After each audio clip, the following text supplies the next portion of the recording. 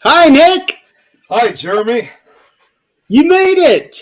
Made it just in time. Yes, you did. How are you doing tonight? Actually, doing pretty good. Just been decorating the house. Just got some new 4th of July lights that just came in today. So Yeah. it's gonna look it's gonna be ready just in time for the 4th. So it's been a really good day for me. How Well, about you? I gotta say, I'm kind of surprised because you look like you just took a pretty hard hit in the head with all them stars coming out. Yeah. Yeah. That's just the work. That's just a lot of physical work. Yeah. Well, I'm really excited. Not just for the guest that we have tonight, but I also have a really exciting announcement tonight to make. The 13th Dimension, I have been working on getting uploaded onto Spotify and Anchor. And we currently have just now 23 of our first episodes on the Spotify. Um, I've been, I started that about a month ago, only put the debut episode on, and then starting last night, really got to work on it, and now I've got 23 of our old episodes on it. Um, there's our there's our Spotify channel. I'll put the Anchor channel up there later on. But let's do something important tonight. All right then. Ladies and gentlemen, these are the coolest cats you'll probably ever meet. They are in Nick's backyard, Yeah, almost literally. they're basically my neighbors. Yeah. Um, I I don't know when you met them, Nick, but I met them at DeadCon last year. About a week or two before, Elliot had sent me a message saying, looking forward to meeting you at DeadCon. Okay, yeah, cool. And then I meet them, and wow, they're just awesome. I mean, I have to agree because guess what? It makes two of us because that's when, although I've spoken to them, online, that too was my first time meeting them in person at DeadCon, and I just remember just all of us getting together. That was an awesome time. So I'm It looking was. forward to something like that again real soon. And you also met up with them in Mansfield just a few weeks ago. That's correct. Yes. And on the way home from that, they stopped in at the Bell Mansion in Fort Wayne, and I ran into them. Um, and little Miss Nat got to hold this little girl here. I swear, people, I am trying to get through a show without showcasing her. So, what do you say we bring them on tonight? Bring them on. Let's Ladies and do it. gentlemen, from ACG Paranormal out of Chicago, Illinois, please meet Nat and Elliot. Hey, Hey what's up? guys. Hi, guys. How you guys doing? Good. How are you? How are you doing? Doing great. Yeah. Finally got that summer weather, so been spending some time at the pool, getting my tan on. Nice. I was going to say, I thought I saw a little bit of something. Just a little bit of color, maybe from the Yeah. last time I saw you guys. So what's new and exciting with you? I feel like I saw you guys like a week or two ago, but I guess that was a month ago. That was a while ago already, and I feel like time flies when you're finding Yeah. ghosts. I know. Yeah, it's about a month ago, I think it was. Yeah. Because I think that was my birthday weekend. Yeah, so No, that was late. That was late May. We saw you guys at Mansfield. That was fun. that went by so fast. I swear, like I I know. feel like summer always goes by like that, and then it's winter again. Yay, Chicago! Yeah, that's Chicago lifestyle for you.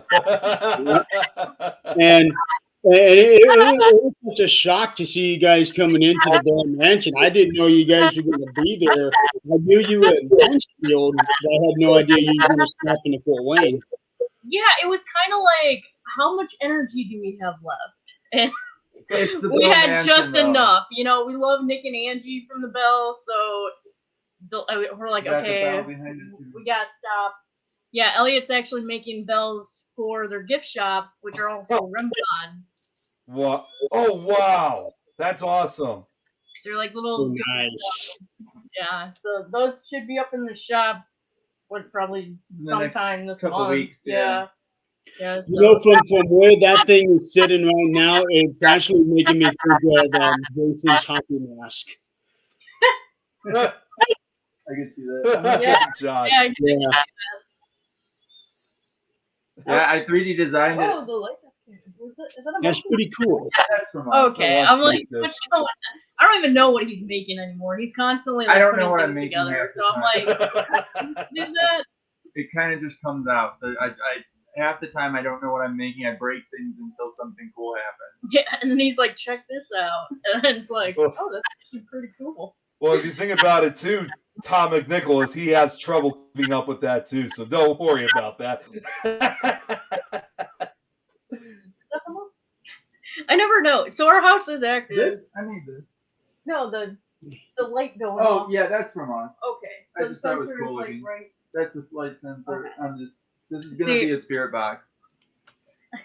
I just don't know. So like, we do have an active house, and it's like sometimes if you guys are lucky, maybe you'll hear something through the microphone. Lately, they learned how to use the microphone, so our ghost. Yeah, we've had a kid chuckle in the microphone lately. There was another one that somebody growled into the microphone. So we've been having like ghost voices coming through from our house. So This microphone does get a little bit of feedback, but yeah, that's okay. it's old. Ancient laptop. Okay, I am going to start sharing the show out everywhere. Yeah, that's exactly what I'm doing. Although for me, I only share to one location because it's just Yeah. too much. It's just too much for me to share to everywhere. And plus, you're sharing some of those in those same spots, Jeremy. Yeah, probably, but I'm going throughout my entire group list and just share. That way I can see which ones will allow me to share and which ones won't, and the ones that won't, I just leave the groups. I was going to say until Facebook tells you to stop eventually. Yeah, they're like I'm spam. I'm seeing how bad the echo is, Brad. Uh-oh. I am hearing an echo. Yeah, I was going to say I've been hearing an echo, like especially when Jeremy's talking. I've been hearing this echo going on. I turned it down a little bit. It should be. Is it better? Maybe. No, I'm not hearing anything now. Now Jeremy's speaking. Yeah, I think that's a lot better. Hello. So for those of you who are in the audience, I did put out the Spotify and the Anchor links into all of our destinations. So please give us a follow on both platforms. And this will give you a great chance to really check out the old episodes without having to dig through on the network pages and the YouTube channels. That way it's all there. And I think I'm going to do the same thing for Supernatural Talk too.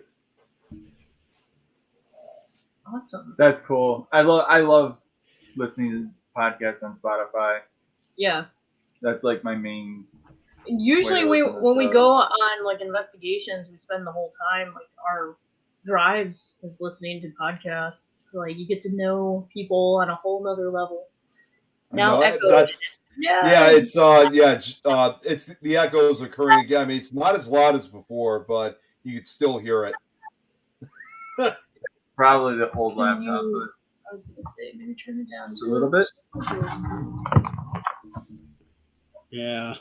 Am I too close? Am I Well, like? it's going to happen.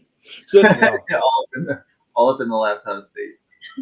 so speaking of, you guys are taking these trips. You just recently came home from a very big trip. I feel like we always are coming home from a giant trip. I drive in the car more than I'm like in my house. I feel like half the time. Yeah. The month of July, I don't think we're going anywhere. Can't. We might do a few local things, but Yeah, we'll probably do a couple Yeah. local things, but yeah, I think let's see. We went to Fairfield, OSR, Old Paulding Jail. Old Paulding Jail was cool. Yeah, so yeah, that's been within the last month, Yeah. something like that. And then we went to Ireland, so Yeah. that was probably our big trip of the year. We went to the Hellfire Club, which was freaking awesome. We spent like 6 hours there, and there was like we both full body apparitions. Yeah, we both saw Shadow Figure. It was like I don't know. It probably was about my height, maybe a little Yeah, it was shorter. about your height. When we thought somebody like went in and then just never came out, and we were waiting for like this person to come out, and they just never did. And I was like, pretty sure that was a Shadow Figure. He just went right in and just never decided to come out. So yeah, we saw that, and then we were hearing a little bit of like disembodied voices on the staircase. So that was Hellfire. Definitely, I feel like we spent a good hunk of time there. Yeah, we spent like 6 hours. So I feel like we definitely had the time to experience it. And then we went to a couple other really cool places. One of our hotels was a castle, and that was haunted. So there was a nurse standing at the end of the bed in the middle of the night when I woke up. Oh wow. That was cool. Okay, so we got to this hotel, and right away, I have like, the gift, but I feel like we all have the gift, but I've just trained mine a little, and we walk in, and I felt like there was like some sort of female. She was either, I don't know, like a servant or someone who's like took care of people, and we spent the night there, and at about 4 in the morning,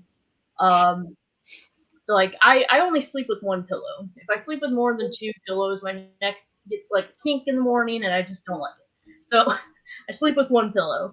I went to go use the restroom. I came back, and Ellie's dead asleep. I came back, and there was the fancy pillows, Really decorative the one. decoration pillows. It was on my pillow, and I was just like looking at Elliot, and Elliot's just like, drooling on his pillow. I'm like, that couldn't have been Elliot. Like, I put that on the floor on my side of the bed. So, like, I was just like, what? And then you said about 5 o'clock, you saw, which would have been about an hour later, he saw someone standing at the foot of the bed. Well, the next morning, I asked, like, the hotel clerk, I was just like, I was picking up on, and I was thinking, okay, it's a castle. They probably had servants, but I'm like, this lady seemed like she took care of, someone, like not just like a servant cleaning the house or anything, like literally took care of a person. And they told me like, well, that part of the hotel is because there's like the fancy suites, and that's actually part of the castle, the original castle. But the other part was built for the war, and where we saw her would have been. So I put the 2 and 2 together. I'm like, oh, nurse. So that made a lot more sense. Yeah, so we're both pretty sure this nurse came and visited us in the middle of the night. But when I'm sleeping, I don't do ghost stuff. I'm like, no, sleep time, and I just go back to sleep. I'm like, I'm sorry you want to communicate right now, but like, can we wait till I wake up? We'll talk when I wake up. Yeah, Ireland's crazy active, and so is England. I feel like here in the States, I mean, we got some pretty active spots, but I just feel like overseas, not like Ireland. Ireland is that's like ancient ghosts. Yeah, that's like I gotta say, I envy you guys for going out to Ireland, because I've been trying to go out there for years. So it's beautiful. Yeah, definitely take some time if you can go, because I mean, that's where we want to eventually move to. That's like our end goal. So I just want like a little cottage with some chickens, next to like some castle ruins. So when I'm a little old lady, I can go out with my spirit box and be like, "Hello, my ancestors," And my grandparents were from Ireland, so it's I don't know. I feel like it's in the blood, like literally. I have to agree with you on that because I'm also part Irish myself. So my grandparents, my mom's side of the family, came from Ireland. So I mean, we got a couple different countries of origin, but Ireland is one of them. Yeah, that's where I get this nice pale complexion. Yeah, as you can see here too, I got that too. Yeah, I don't tan. I burn like in 10 minutes. Like it's like pure tomato. That's like, but Yeah, so just kind of relish this moment because right now you got more color than Nick does at the moment. Nick, you're looking a little sickly over there. You got that corpse look going on. That's what my goal is. Well, I feel like I say this for every show. I mean, the reason why I look kind of like pale looking and sometimes even brighter, like when it gets dark out, is because my computer. And I'm sorry, Jeremy, I always have to say the same thing. My monitor for my computer is actually a television screen. So I got this wide screen. I'm sitting right in front of this monitor. So that's why I look always so pale looking. But here's the thing, tonight you can actually see your face this time. You can see all the parts of your face instead of just a blank sheet. Yeah. Like literally, there are times where my face is like you cannot even see it. It's like I'm like Slender Man basically. But Yeah. just remember, Jeremy does remember, you can only see me right now because it's light outside. As soon as it gets dark, that's all going to change. Yeah, because that will change. Because eventually it'll get to the point where you can't even tell he has a face until he opens his mouth. Hey, it's a paranormal podcast. Yeah. Yeah. I literally look like I'm wearing a mask at that point. Faceless man. Faceless Nick. You got the ghost, the faceless man. What are you? Tech. I don't know. Jeremy. I guess half of us will be spooky. Like you two got to come up with some sort of character. Well, we gotta find you guys because you guys are the ghosts and the investigators. We're hunting for you. So when you gotta find me first. So the amazing thing about Ireland is that Ireland has at least 10 times the amount of history that this country will ever have. Oh yeah. Especially in terms of actual civilization. Yeah. But not just that, but Ireland is also basically where Halloween started. That's right. Yes, it is. So when you're in Ireland, do you get a different feel just being on the grounds there as opposed to any of the places around here? Yeah. I did my first time. So for the first time, because she always does like the freeze thing, I call it, when she gets the feeling. But I actually had that happen for the first time last time we were in Ireland at the like barracks. No.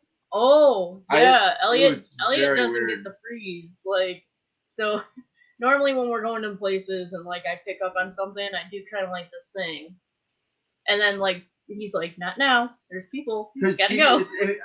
Now I understand because it feels like you got like electricity like going through. Literally, like you're walking through like electric shock or something, and then like your ears will ring. Like it feels like you can definitely feel it. Yes, they are. Yes. Yep. Yeah, and like when I went, like both times, with Eliot, like I think both times both of us had something spooky happen to us. There's just so much energy there. Yeah. Like we saw bog bodies. Yeah, we saw Viking remains. Yeah, talk about old Viking bones. Yeah, like I would not want to mess with these guys. The skeleton was like what, 7 feet tall. His hand. Oh my gosh. His bones. His finger bones were about a foot. It was like the size of my head. I'm like, could you imagine that with skin on it? Like that's a scary man. I'm gonna run and look back. Yeah, when you're in Ireland though, like it just kind of feels magical in a sense. Every time I've gone, it's like you got these castles. You could just be walking to the local grocery store, and then your coffee shop is an old part of the castle. I It's mean, just like everything's super historic. yes, And like they have good markers there for the most part of what something was.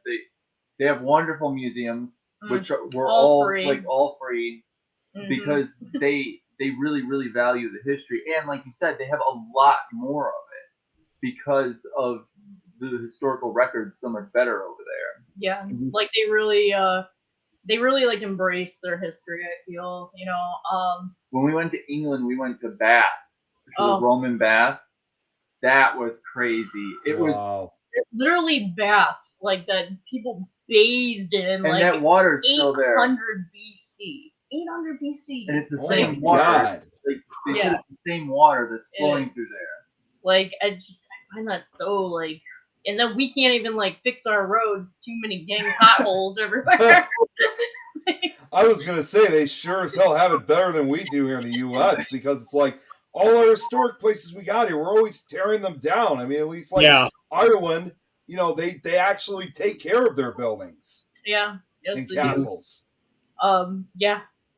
Yeah, and I don't know. I just feel like everybody that we ran into, just like they either want to tell you like a story or like, I mean, we get on the topic of ghosts all the time. I mean, get this. So when we were staying in the castle, there was the dungeon bar, and our bartender who went to school in a castle was telling us ghost stories. Like how perfect of a setting is that? It was great. And then you found a fox. Oh, then a fox came up to me. Okay, like wait, I a was like some fox? sort of Snow White, like in Ireland. She's like, I'm gonna go look outside. And I asked the bartender, I'm like, oh, where'd she go? And he's like, she's out with the fox. And I'm like, what fox? She's out with a fox? And he's like, yeah, there's a fox out there. I'm like, my wife is just outside with a fox?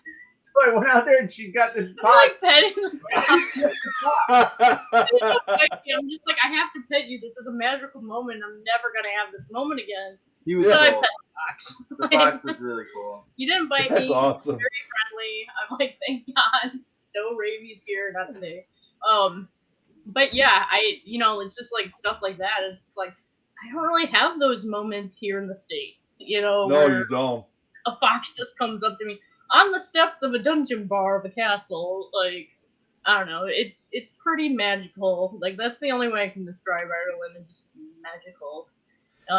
Just I feel everything. like also over there, like here, if we're at a place that we want to investigate and we're like, oh no, they might not like it. Yeah. Oh, the dude was giving us a tour, so the guy at the front desk He was from Spain. realized that we were doing an investigation kind of at night, And and he's like, oh, let me show you. I was here by myself during COVID. This is where I would hear this. This is where I would hear this. Like, they got excited to, like, he show was us, telling us like, all places. sorts of cool stories. And it's just like, it's like people appreciate ghost stories over there because The, like, Irish ancestors. culture, I mean, you got the banshees and, like, Yeah. everything is, Yeah. like, something paranormal or supernatural. Like, something that's spooky. And, I mean, they have so much folklore over there. The fairies. Like, we went to a couple fairy gardens. that was cool, I was looking for a fairy. I'm pretty sure I saw one. Might have been like a little bug, but I could pretend it's a fairy. That's what I was going to ask you guys. Did you guys visit the fairy paths? Because I know they say they have like Yeah, fairy yeah, paths we all did. over Ireland. We went to, it was Malahide Castle. They had a really nice fairy garden. Old like trees, like the trees that you see in like Lord of the Rings. It's like, just branches branching off a branch and branch. It's just like a perfect picture, everything green. I don't know if they have cockroaches. Fred's asking if they have cockroaches in the castles over They there. actually don't have a lot of the They don't bugs have that a we lot of have. I gotta say, Nick, I'm really surprised you even put that up. Yeah. They Because don't you have know a lot what, of I was actually kind of curious, but that's awesome. They don't have a lot of bugs in Ireland. You know what? I don't know. It's either mosquitoes or wasps. There were like no. I forget which one that they either. don't really have that much. But I mean, it doesn't get that warm there either. Like Right. it's like usually cloudy, and then the clouds will break, and then super blue and super green. Like it's very earthly colors, and then but no, not many bugs. I think like I want to say maybe I saw 3 the whole time I was. Wow. Well, I mean, if you think about it too, St. Patrick drove the snakes away, so that means if there's No no snakes. snakes, no bugs either. Yeah. But Did snakes, you guys I'm go to the Lachine Ruins? what was that, Jeremy? The Lachine Ruins? No, no, we this time we stayed mostly, I We were think, just in Dublin for the most part. the city, Okay. downtown Dublin. Last time we went to Cashel, we did Rocket Cashel, which was like St. Patty's Hangout. We did Galway, a couple other, we just took trains and like hopped on, hopped off. But this time, yeah, we wanted to spend a little bit more time in Dublin. Just 'cause Dublin is just amazing. That's There were awesome. so many little hidden gems, and we went to an old, how old was that? Like 12th century church, and like Yeah. we got to go into the It was catacombs. a Viking church. Yeah, yeah. Yeah. We got to go in the catacombs, and that was pretty cool. Like the crypts. We went in Well, they had them in Ireland. I didn't Huh? even think they had them there either. The Oh, catacombs. Yeah, I mean they're not like how like France is, or Yeah, like I there's figured. The one under was it's it more St. Patrick's? family, like just family. Okay. What's up? Yeah. Was it St. Patrick's Cathedral where the mummified rat and cat were? That might have been. Oh no, it was the other one. Was it Saint John's? Maybe. I don't know. There was There's a- we went to Tawna Cathedral, We went to a lot of places. but there was one that had a mummified cat and rat from the 1800s or the Wow. because the cat got stuck in the organ chasing the rat. Huh. And so when they tore like apart the organ or whatever, they found this mummified cat with rat, and they must have died from no oxygen. But Brad, that question, is Ireland the best place you have investigated? I have a very hard time ranking places just because the spirits everywhere, I feel like, is different. yeah, There's not like each of them are special like- in their own way. talking to someone. Yeah. I can't tell you the best person I've ever had a conversation with. So I feel like everywhere is the best place to investigate. Anywhere that you got talkative spirits, give them some attention. I don't know if there's skinwalkers. Yeah, I don't think they're. I've never heard of skinwalkers in Ireland, as far as I knew. I haven't As either. far as I know, yeah. I feel like we've gone to Ireland. I know a good amount of like Irish history, but like I feel like I can explore more into it. I don't know. That's a good question, because I feel like now I want to know. Emily, I did not. Yeah, I do not know about catacombs under Ukraine. I know there's the Paris. If you mean the Paris, France ones, I know those ones. But there's a couple catacombs throughout Europe, and I mean it depends. There's smaller ones that are more like family. There's also the ones that was in Sicily. yeah, that's the Capuchin. Oh, I can catac- just imagine Sicily having a lot. Oh yeah, they have the Capuchin catacombs there, which you can't Yeah, photograph. yeah. You can't Those, photograph anything. honestly, like if I had the chance to either see the ones in France or that one, I'd probably pick that one, because these people are still like fully dressed, like they Yep. look like they still have like their personality. Like I just find it like really cool that, and like you could see like the different like generations and different years of like clothing, and Yep. it's fascinating. So, I remember when it was on. If you guys remember that show, Scariest Places on Earth. In fact, that clip is actually on YouTube. It was like, I think it was the very first time that they showed that on television, and it showed all the different corpses lined up on the walls, like by different genders, whatever they did, and age. It's amazing of what they showed. yeah, and I mean some are like more intact than others. Like some still have their hair. Like it's crazy. There's that famous coffin of that little girl that died, over 100 years ago, yeah, and she looks like she's sleeping. Yeah, yeah. I think she wasn't her father. She died of like pneumonia or something, Yeah, and she her father was. was an embalmer or something like that. And Yeah, she was they, only like a year old when she died, and they yeah, did this special yeah, embalming process that for literally decades they never revealed what it was until probably about 10 years ago. They finally revealed how it was all done, and she's still the same even 100 years later after she died in 1920. I just quickly looked That's up amazing. skinwalkers in Ireland because I wanted to know, and there is a couple potential skinwalker sightings in oh, Ireland. what is that? Oh wow! What that would be Gaelic, like Yeah, Ukraine ones are the largest, but no one ever the talks about them. Well, how long of a flight was it? Where did you fly out of to get overseas? we flew out of Midway? No, O'Hare. No, O'Hare. I forget. I think O'Hare. Somewhere in Chicago. O'Hare. Either we got two choices, Midway or O'Hare. I think it was O'Hare. And then we just flew straight into Dublin. So that was about a 7 hour flight, something like that. Yeah, Yeah. about 7 hours. It wasn't bad. I was Um, expecting it to be longer. Yeah, it's really like you only watch like maybe 3 movies and then you're there, so you're good. You know, like it really isn't that bad. What place left? Yeah, Jill's asking what place left the most impression to you guys.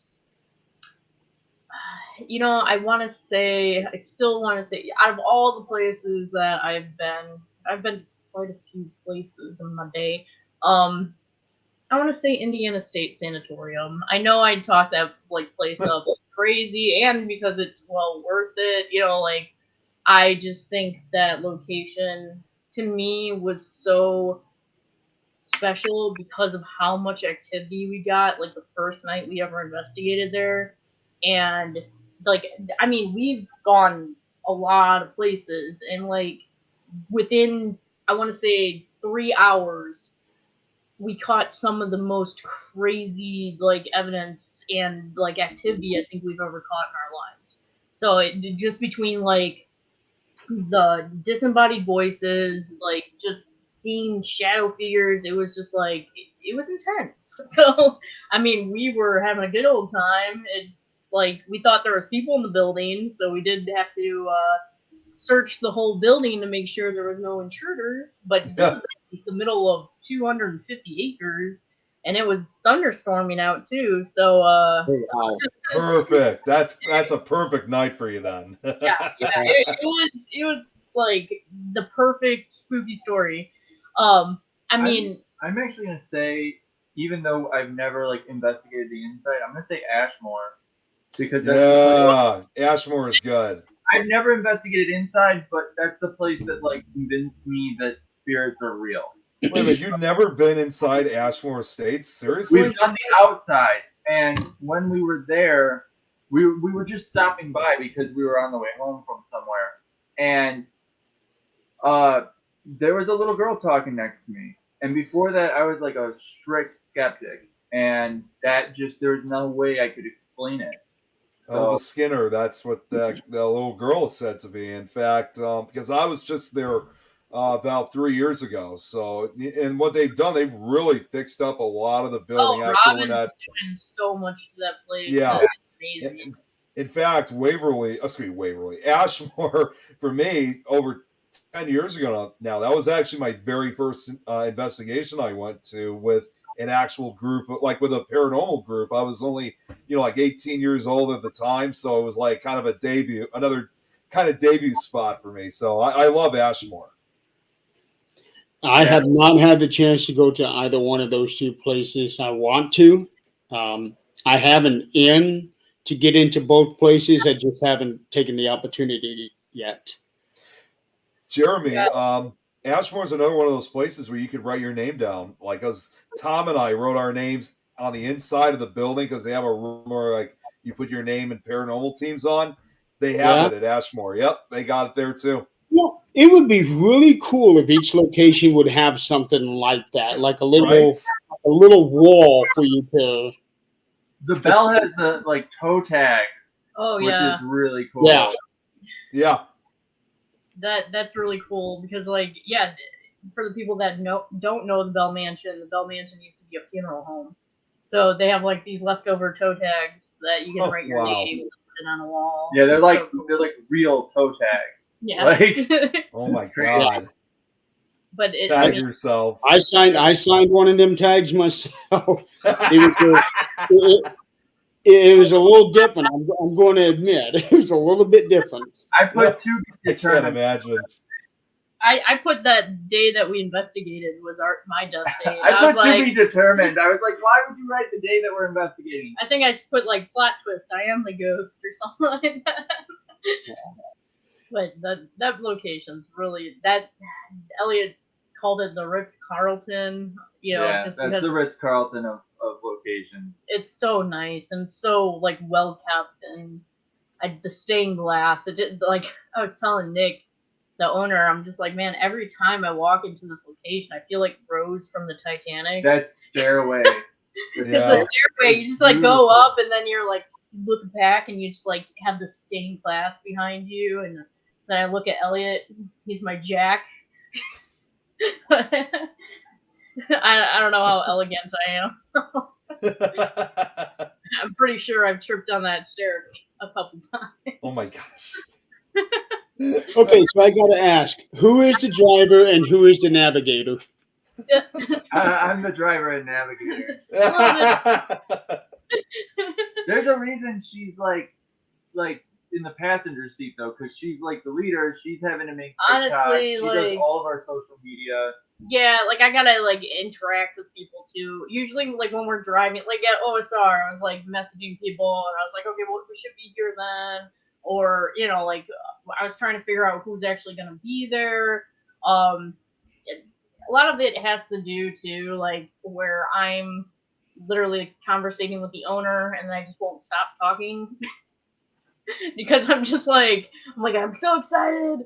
Can't wait to be there. Should we bring this? What do we need? Do you guys have electricity? You know, like, should we bring pillows? I got a tent. I can bring my tent. You know, like, so it's a lot of like, what should I actually bring to the investigation?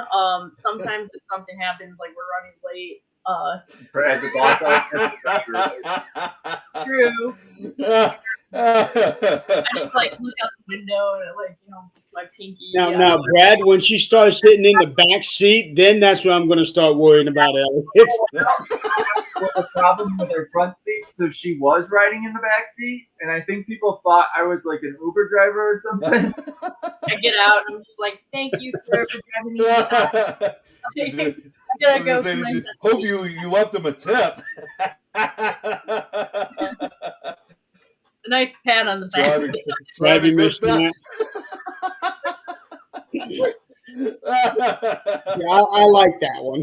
I like that too. You know yeah, what? I like that one. I'm gonna. What is that star feature here on the comments? Like, there's a star next to it. What do you call that? Whatever that is. Oh, like, I've always wondered what that is. Where? I don't know. It's like right I don't know. I don't know, but I'm gonna put a star next to that though, because I like that. Well, it was next to it. Yeah. Sometimes spirits know when you're coming. Oh yeah. I'm gonna go in and check on the page and see if maybe doing the star pins it. I wonder. if that was, that'd be hilarious. We recently went to Broadhead too. I don't know if you Broadhead guys Manor. Nick, have you been to Broadhead Manor? Where's that at? It's right over the border, in Wisconsin. In Broadhead. Yeah, but it's Broadhead, Wisconsin. No, you know what? Actually, I haven't been there. I know the place, but I've never been there though. It's an old school. We went there back in April, and then we went again. There was a couple of different investigators that were with us. That it was kind of like more of a. Oh, okay. We show up, and there was other investigators, and we met, you know, other people. It was cool. Yeah, it was fun. Yeah. And then the owner, like he has a haunted house there, and then what else is he planning on doing? He's got a stage. He's got a stage. He's fun. Like, that place is fun. So we at one point in the night we did like kind of turn up like the the stage volume, and we were trying to like I You don't got a know. laser light show and Yeah. stuff in there too. It was a pretty paranormal party, let's just say that.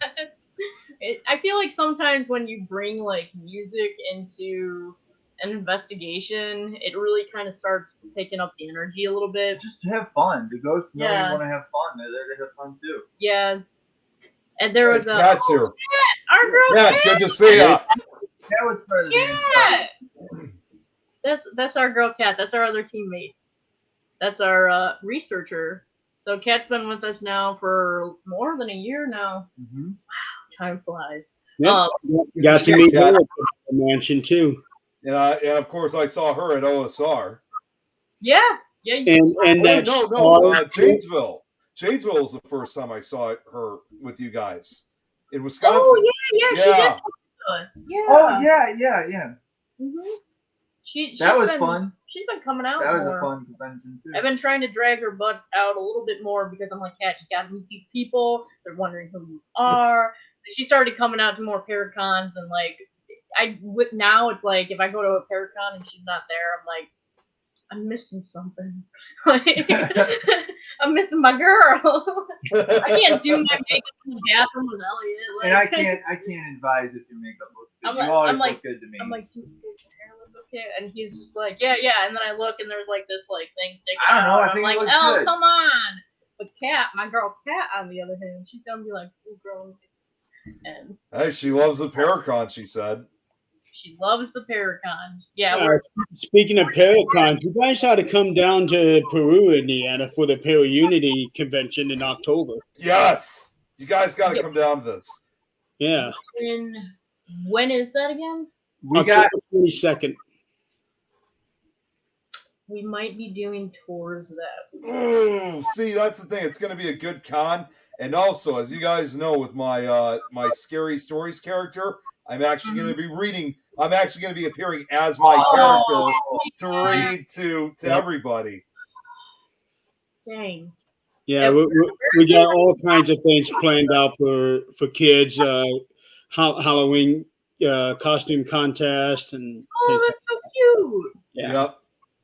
Yeah, we're really looking forward to it. The only drawback of it is that it's the same weekend as Scarefest down in Lexington, I think. Yeah. Yeah, it's on that same weekend. They announced it about 2 weeks after we announced ours. Well, there we go. I know. I think Brad's saying he's bringing his daughter to that in October, Jeremy. Awesome. That's awesome. That might be our chance to finally meet Brad, unless we meet him sooner.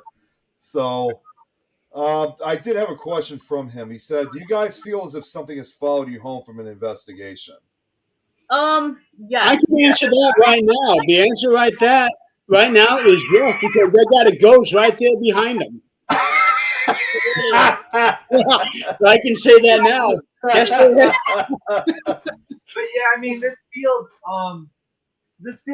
there is a danger to it. There's a certain level of things will follow you home. We are sometimes dealing with darker stuff.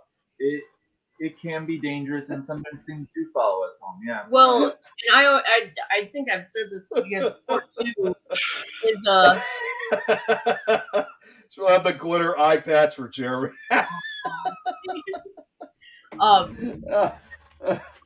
Usually too, like we like we already have like our ghost in, but like when we can feel like when there's something like off in our house, like we know what they do. We know what the ghosts that are here, how they act. they how do like the things they same do. thing. Like the kid, sometimes we'll hear him running back and forth.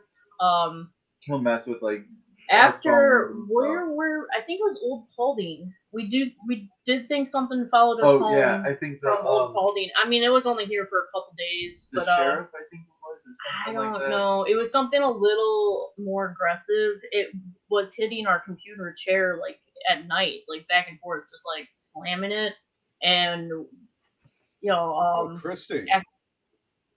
Oh, Christy! Hello. Hi, Christy. Yeah, we hung out with Christy too at OSR. We had a dance party. Talking about music, like I feel like every time like I want to pump up the jam, just throw some tunes on and just like loosen up, Yeah, Christy's a fun girl. Hello, hello. Yeah, we went out to the McIntyre a couple months ago and hung out with her and Stephanie. Those are some good girls. We like hanging out with those two. They're fun. When you find fun people in the community, it always makes it more fun. So Chrissy has David Bowie eyes. Just remember the donkey. Never forget. The donkey. Oh no. I gotta know that. What's this about the donkey? What is this? Oh boy. And knowing Christy is going to be a crazy story too. Oh no! Should I be scared? Should I get an adult?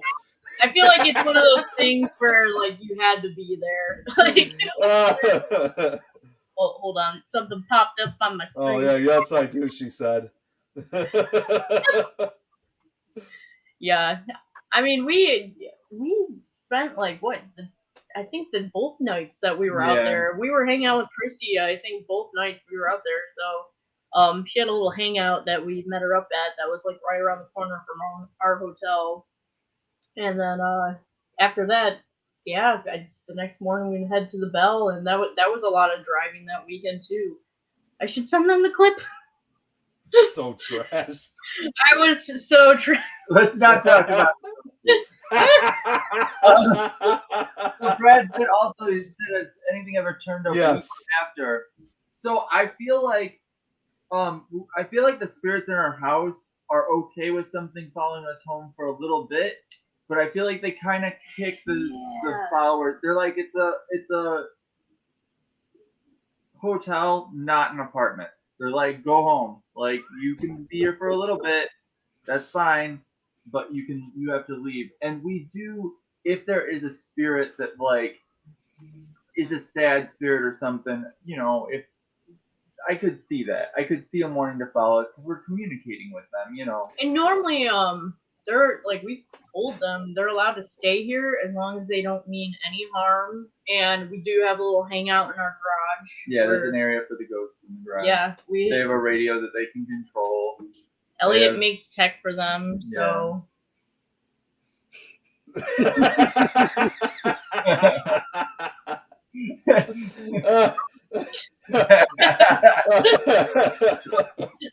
We don't know what you're talking about, man. Yeah, I was gonna say, denied. I was gonna say, Jill, let's just say maybe. We don't know that for sure. I mean, it was my birthday weekend, so yeah. You never know, what did Brad say? We must be with Aw, yeah. Yeah, kid spirits seem to follow. I think a lot of them are lost, and they say that they're lost a lot. So I feel like sometimes they do follow if you're talking to them. I mean, if you were out in the street and some kid found you and you started talking to them, they'd probably follow you. Oh yeah. I mean, if you're nice to someone, they're gonna follow you. And with like children's spirits, like, I mean, there has been times where there has been spirits that pretended like they were children. Yeah. Yes. You can usually tell. Yeah, because actually, weird. I think, I don't know. There was a time where it was like we were getting like this child spirit, but it was very much just like, help, I'm in here, help. And I'm like, that doesn't seem right. Like, I'm like, something seems a little off. Like, it was like, it didn't sound like it was actually like in distress. I'm a kid. Which was like a red flag. And then like, it was like once I followed it, like things started getting like, banging on the walls, and it was just like, this is not a child. So I mean, there's times with that, like, you gotta kind of like read the red flags and be like, okay, this is not a kid.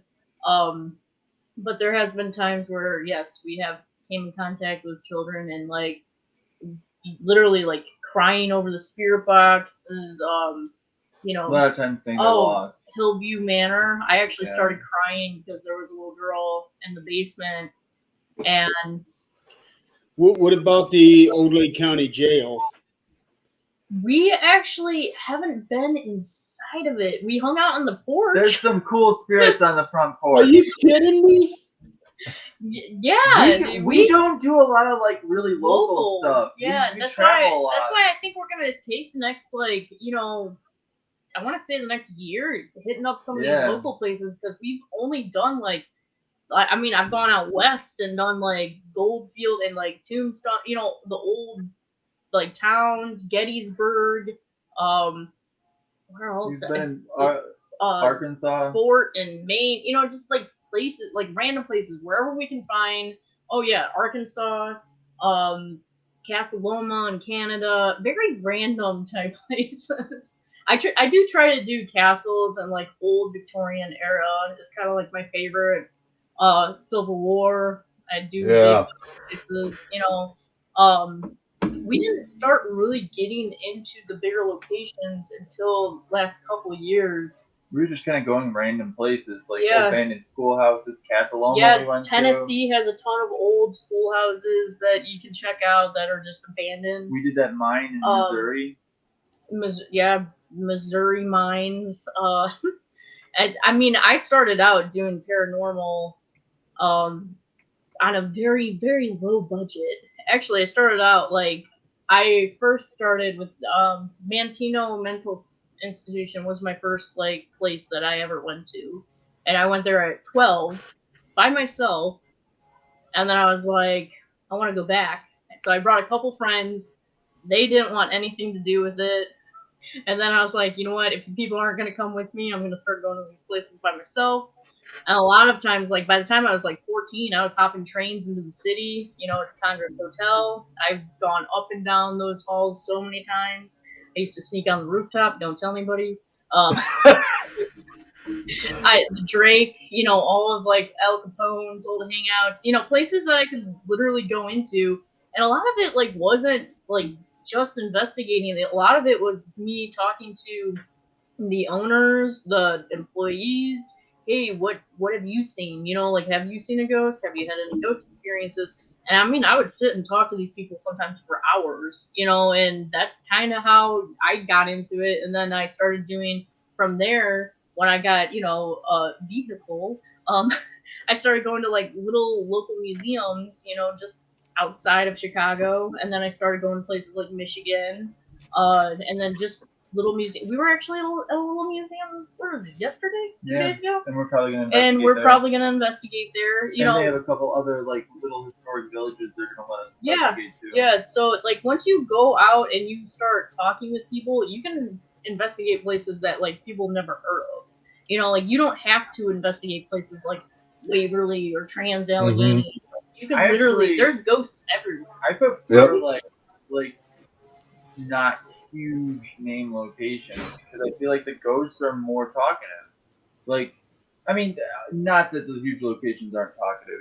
It's always sometimes I feel like they feel like they've talked already.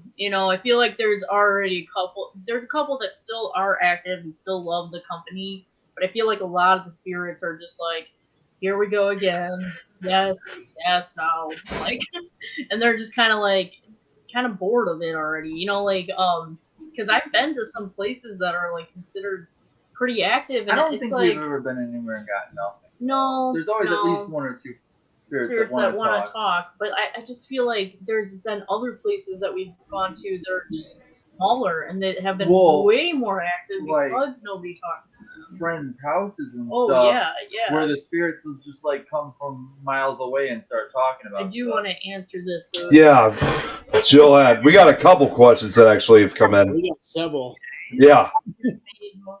The people are just engaged tonight. Yeah, I mean, I'm even having trouble keeping up with all the comments. I would say McIntyre Villa was probably one of the most emotional places, and Monroe House. Monroe House. Elliot did not like the Monroe House. I don't want to go back there. I don't know if you guys have seen our like. Monroe I want to go episode. back, but I don't. If you don't want to watch our other YouTube episodes, that's fine. I suggest watching our Monroe YouTube episode because I'm still like, I keep asking people. I'm like, has your spirit box ever sounded like this? Because we were getting this really creepy, like, hello, I'm here, like voice coming through. And it went on for like a good hour and a half, 2 hours. I actually, we have an ink box. It started chanting in Latin at first. Well, okay, yeah. So I don't think it was in Latin. I don't know. It was in some sort of language language. that I couldn't understand. And Wow. it was like very much like it would speak random like English, like I mean, and it was intelligent. At one point, our other teammate, the kid, who's just the kid, we take him here and there. He's a mystery. We find him. We find him when he it's his time. But he asked a question like, "How many of us are here?" And it comes through, and it's like 5. And then we The went thing is, through. so on the ink box that we have, there is a EQ. I think that's the little light readout. So when audio comes through, that light goes up. But when this voice would talk, that light didn't go up. No, but it was definitely like coming through under. those speakers. It was because at yeah. times, there was a point where I went and just felt the speaker, and that voice was coming through the speaker. And it I mean, was really I weird. was hearing it like super clear too. Like at one point, I was curious who it wanted to talk to, and I'm like, I got to the point to ask the spirit box. I'm like, who do you want to talk to? I'm gonna actually point to people. And I mean, there's times during, like you'll see it in the episode where it like actually sounds like a spirit box. Like it says like something like revive. Like that was one of the words that it said. And you can tell like what's like a ghost, and then you have this other thing. And I'm like pointing, I pointed to Elliot, I pointed to Kat, and then I pointed to me, and the spirit box says, "It's you." And that sounded like a normal voice from the spirit box, normal ghost voice. But then I was like, "Why do you want to talk to me?" And then this creepy whispery voice comes back in and is like, "'Cause you're the leader." And I was just like, this is the emotion light right here. Yeah, they're all saying your bell lit off. No, this light that's going off. If the bell goes off, it'll be red eyes. Okay. That light is just emotion light. I think it's pretty. I really like this. Yeah, not sure if it's picking up inflections. Ambient. So yeah, the Monroe House kind of messed us up a little bit, like energy wise. I had sleep paralysis there, and I've never had sleep paralysis. Wow. Yeah, Elliot, I've had sleep paralysis. Like I just felt like something was going back and forth in the hallway, like an animal, and then would peek its head in, and then back and forth. And I mean, our girl Kat was there, and she said that she was feeling like the same thing, but we were in separate rooms. So it wasn't until I think a week later that we both I told Elliot it felt like something was watching me running back and forth, and then Kid said the same thing. Yeah, everybody felt like they were being watched while we were sleeping, so that was a good time. Something turned our heater off. Physically turn the dial down in the middle of the night. So we were toasty, feeling good in the beginning of the night, and then within 2 hours when I checked the heat, it was completely down. Before I start talking, let's see. Sleep paralysis is terrifying. Here, I'll go back to that question. Yeah. Oh, wait. Actually, no. That was this one.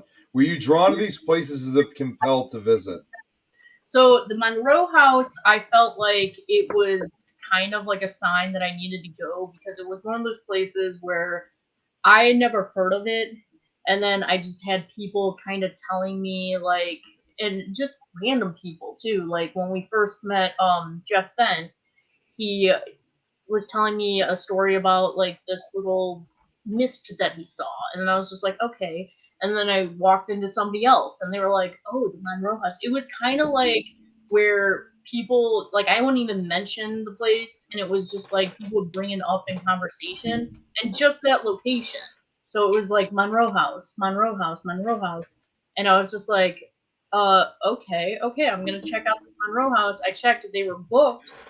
But then randomly one night they had an unbooking, and I was just like, I'm gonna book this, so I booked it. It was kind of like it all lined up for me to book it, which was really weird. And I feel like in the paranormal things just kind of happen. Yeah. I've learned with this field is you just kind of go with whatever it's telling you. Because there's been a lot of things that we locations that we normally Broadhead. we just happened to go there one night, and Yeah, that and, place is amazing. I love that place. Now I talked to Bill and checked in Yeah. on how he's doing, and the Bell Mansion. The Bell Mansion, yeah.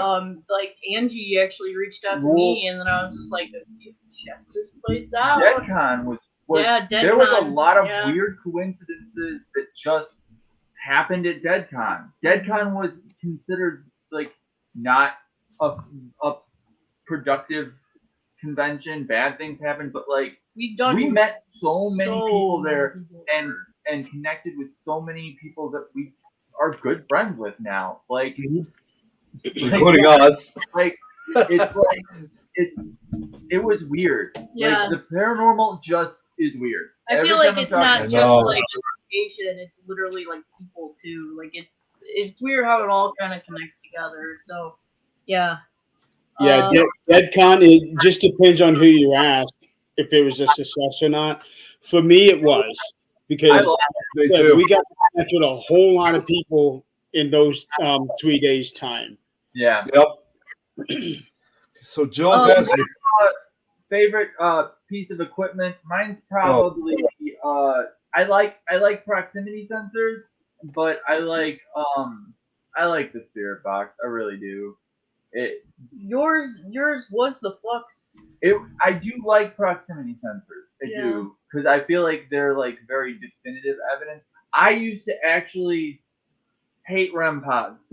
And now he's building them. And since we've been to the Bell, so I only make REM pods for the Bell. That's the only way to get REM pods I've made, because that place changed my mind on REM pods. The spirits there were answering just straight up intelligent questions with the REM pods, which I didn't think was possible. I thought they were picking up like cell signals or something, but like there is no way that was not paranormal. Well, because I made it like very direct too. Like I put one of the REM pods. We were actually working with 2 REM pods. I'm like, you know what? Instead of just setting this off, I'm like, I'm gonna try something where I put one REM pod on the table, and then I put one like on the chair or something, like far enough away from each other. And I would ask, like, I'm like, okay, if you're female, can you please turn the one on the embalming table to a specific color? And it actually did it. So not only was it setting it off, it was actually setting it to the color that. Like, it was just straight up. Like it was intelligent, and yeah, like we don't like we have REM pods. We don't honestly. A lot of the stuff that we work with is my favorite. My favorite is spirit boxes and digital recorders. I love disembodied voices. I love EVPs. I think the spirit boxes are so fascinating, because when you can have a full conversation through a spirit box, like it's just like, how is this possible? You know, I've been getting more of them willing to talk to me through the spirit box. Yeah. So I've always liked spirit boxes. I always thought they were probably one of the most like amazing pieces of equipment, because the way they work is supernatural. Like the fact that would say a full sentence is obviously not what it's supposed to do. Yeah, or say a name that it's not supposed to say. Yeah. I've been working, like I started off with SP7, you know, like I do have other spirit boxes. I have a ton of spirit boxes now, thanks to Elliot. I made collateral. But honestly, like my SP7, I've been working with that now for almost 15 years. Like I think the first one I bought was about 15 years ago, and it's didn't Fairmount break, or St. James broke it? St. James broke my first one. Yeah, so Nick, I don't know if you've ever heard of St. James SAG, but that place for some reason always messes with our equipment. Take old equipment or equipment you can easily fix, because they break things in the one corner of that graveyard. Oh my God! Wow. Yeah, so I couldn't turn my spirit box on, and then as we were leaving, it randomly turned on by itself, and then it was making a screaming noise. It started screaming. Like it was like wow. And I couldn't turn it off. I literally had to rip the batteries out, and when I went to go put all of it back together again, it didn't work. So Wow. It was weird. And everything we have is we maintain everything. I make sure everything works good. The other place is the witch's grave near Ashmore. Yeah, I've been there. Destroyed one of our phones. It like corrupted it so bad. Really? Yeah. Wow. That witch's grave is there's something powerful there. They're okay. So I You did. know, I just got to say quickly, I mean, Tom and I might actually be heading over to Ashmore later this year, including that, where that grave is, because I don't know if you guys know, SilCon is happening down in Mattoon, and Mattoon is just, a few miles away from Ashmore. So we might be making a visit there possibly later this It's year. cool. That grave is well worth visiting. It's a very interesting grave. Yeah, it Just is. for the headstone alone. Yeah. The headstone's very interesting. I mean, that whole area is pretty like spooky and in the middle of nowhere type vibes. So, yes. I So think yeah, this Joe is asking, do you ever feel pulled to go to a certain location, even though you never heard of it or asked or even aware what's there yet? Yeah, like Monroe House, where you were told Yeah. about it by multiple people without even like. And then It just I've kept coming actually up. had a weird connection with Monroe House. I've actually felt like I dreamt about what's there. People sometimes say it's like a demon. I don't think it's a demon. I think it's something ancient. Right. I think it's something, that either was with the land. I'm not sure, but it's very intelligent, and it apparently speaks a different language because, like, through our spirit box, it literally was like saying like, it kind of sounded like Harry Potter, like Slytherin. Parseltongue, yeah. Like Oh, that's wow. kind of Yeah, like. it sounded like Parcel. It was very interesting, and then since then I've kind of been a little hooked on the place where it's like I need to go back. I gotta prepare to go back there though. There's been other locations that like I feel like I've dreamt about, and then Crescent. the Crescent Hotel, yes. So that was a magical experience. So the Crescent Hotel, I dreamt about when I'm gonna say I was about 15 or 16. I didn't know all of the Crescent Hotel. Like I didn't know anything about it. I didn't even know it existed. I just had a dream where I walked in. There was like a big wood like check-in. The carpets were like greenish and red, and then there was like these archways. There was like a couple steps, and then there was like our room. And it was so weird because like I finally got to go to the chance to go to the Crescent like back in March. And before I even walked in, so I wound up hearing about the Crescent. I think it was on Ghost Adventures, like years ago, long time ago. Yeah. And I was just like, this place looks oddly familiar. And I wound up writing down like literally every detail of my dream before we went outside. Brad.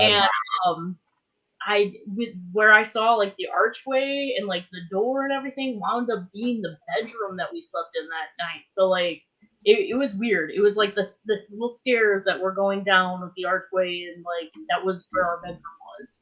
And then like I knew things that like we didn't take a tour or anything of the place, but the people across from us. So I wanted Michael's room because I just got like super infatuated with Michael. And like I was like, oh okay, like that they say that's the most haunted room. It was booked the night we went, so I wound up seeing these girls, and these girls like I didn't even see anything of them. I was just like hi, and they're just like, do you want to come in here? And I'm like, Michael's room? And they're like, yeah. I'm like, yes, I want to go into Michael's room. So like it was kind of cool because like I didn't, they invited us in without us even talking to them, and I went into Michael's room, and they said that they were there the night before and like barely anything happened.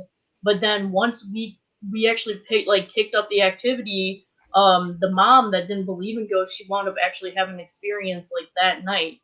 And then it was crazy. Nick is moving stars. Yeah, and I love this comment that Brad said.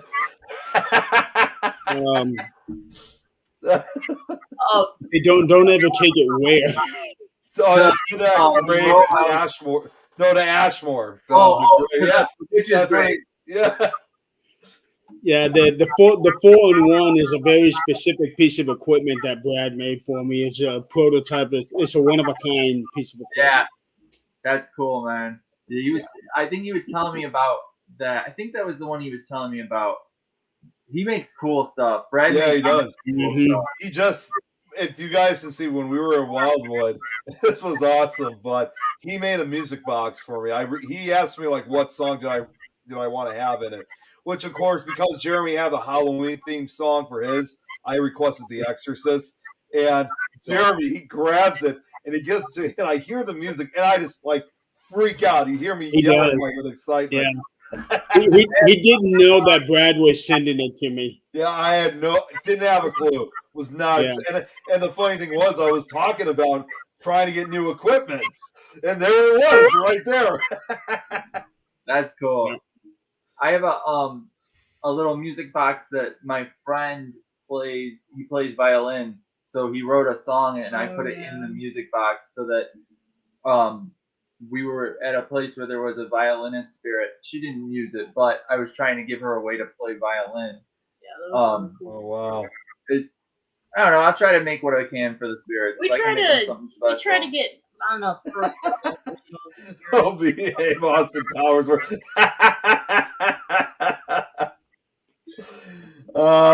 had another question. Jill's the one who's asking more questions than anyone else is. Where was that question I just saw?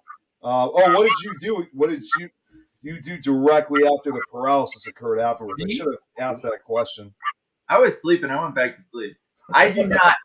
I don't do ghost stuff if I'm sleeping. If I wake up and I'm frozen, it's like, okay, well, I'm frozen. Time to go back to sleep. If I'm sleeping, it's sleep time. And like I've told the ghosts at our house, like you're not allowed to mess with me and when we're sleeping. Wake her up. I don't care. But like they kick. So the little kid goes that.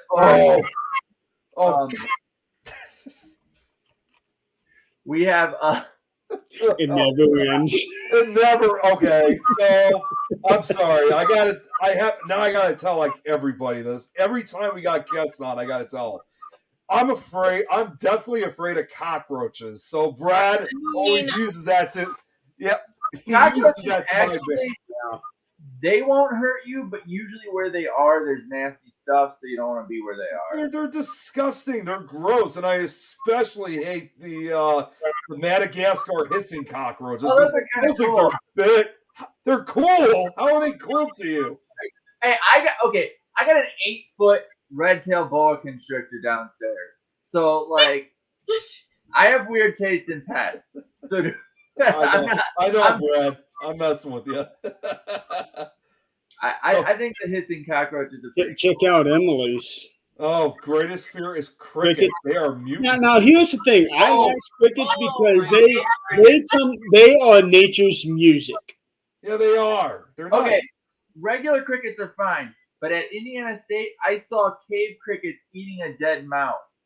The cave crickets are scary. They're like spiders. Wait, say that again, Elliot. So just so that I understand what you just said.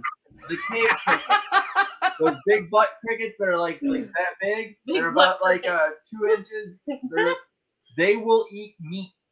Oh my god! Yeah. Wow. I had no idea. Like spiders, but crickets. Like they're scary. It's a weird sound. Elliot, okay, so basically what you're telling me is whenever I do go down there is to make sure I take an oversized mallet. Yeah. I don't know, man. If you go to Indiana State in those tunnels, I don't know if a mallet's gonna help you much. You might need like a whole there's just wear a hazmat suit if you're afraid of them. They're not gonna hurt you though. But like if they can eat meat, they'll hurt you. I just can't get over right now how you think the hissing cockroaches are cool. I mean, they're gross. They're ugly looking. I want the giant snails. Elliot wants a giant snail. The giant snails are so cool. I'll deal with snails. I don't like Taser. I don't like centipedes. Big no. Like I can handle cockroaches. I can handle slugs, centipedes. Like centipedes are weird. Those are aliens. Well, I just can't handle cockroaches, so it's like I can handle everything else. Except for their big million legs, and they're like they run so fast, and then they got the antennas. Like, oh, cockroaches deserve life. Has my music box hissed yet? Hell no. Oh my god, I love this stuff. You things that I can't handle are spiders and snakes. Well, we were in Ireland. I'm okay with, but if you bring a spider and snake around me, bye-bye. Snakes and spiders, I'm fine with them. She's fun. I think she's hungry. You want to see a snake? A snake? Yeah. I I would. won't do that. I won't do that this year. Jerry does not look happy. He's like, no, I don't want to see it. Well, you know Oh, no, what? If that's just how my face is right now. You can bring it out and show it on camera. That's not going to bother me. If you put one right next to me, that's going to bother me. yeah, yep. Let's see the boa. Brad's asking.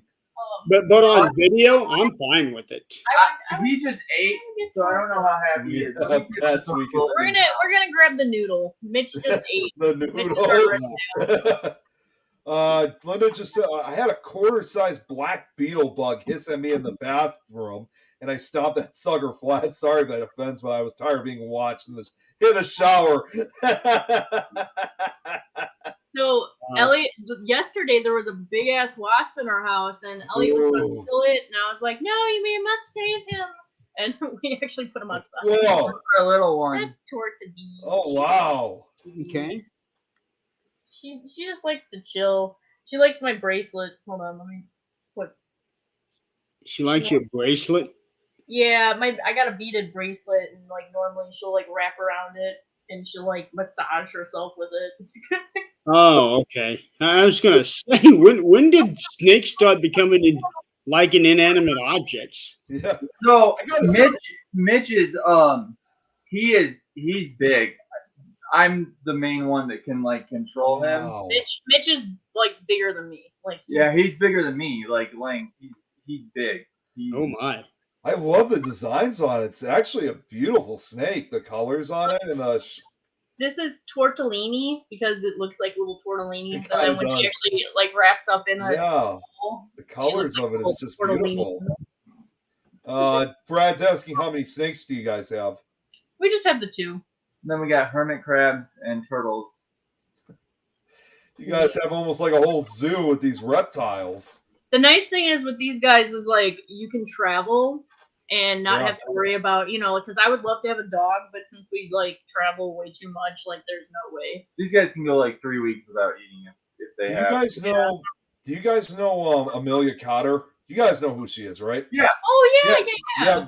A few years ago, I remember because she's a huge. Snakes. Yeah, she has snakes. The same snakes that we do. I think she actually has like, a ball python.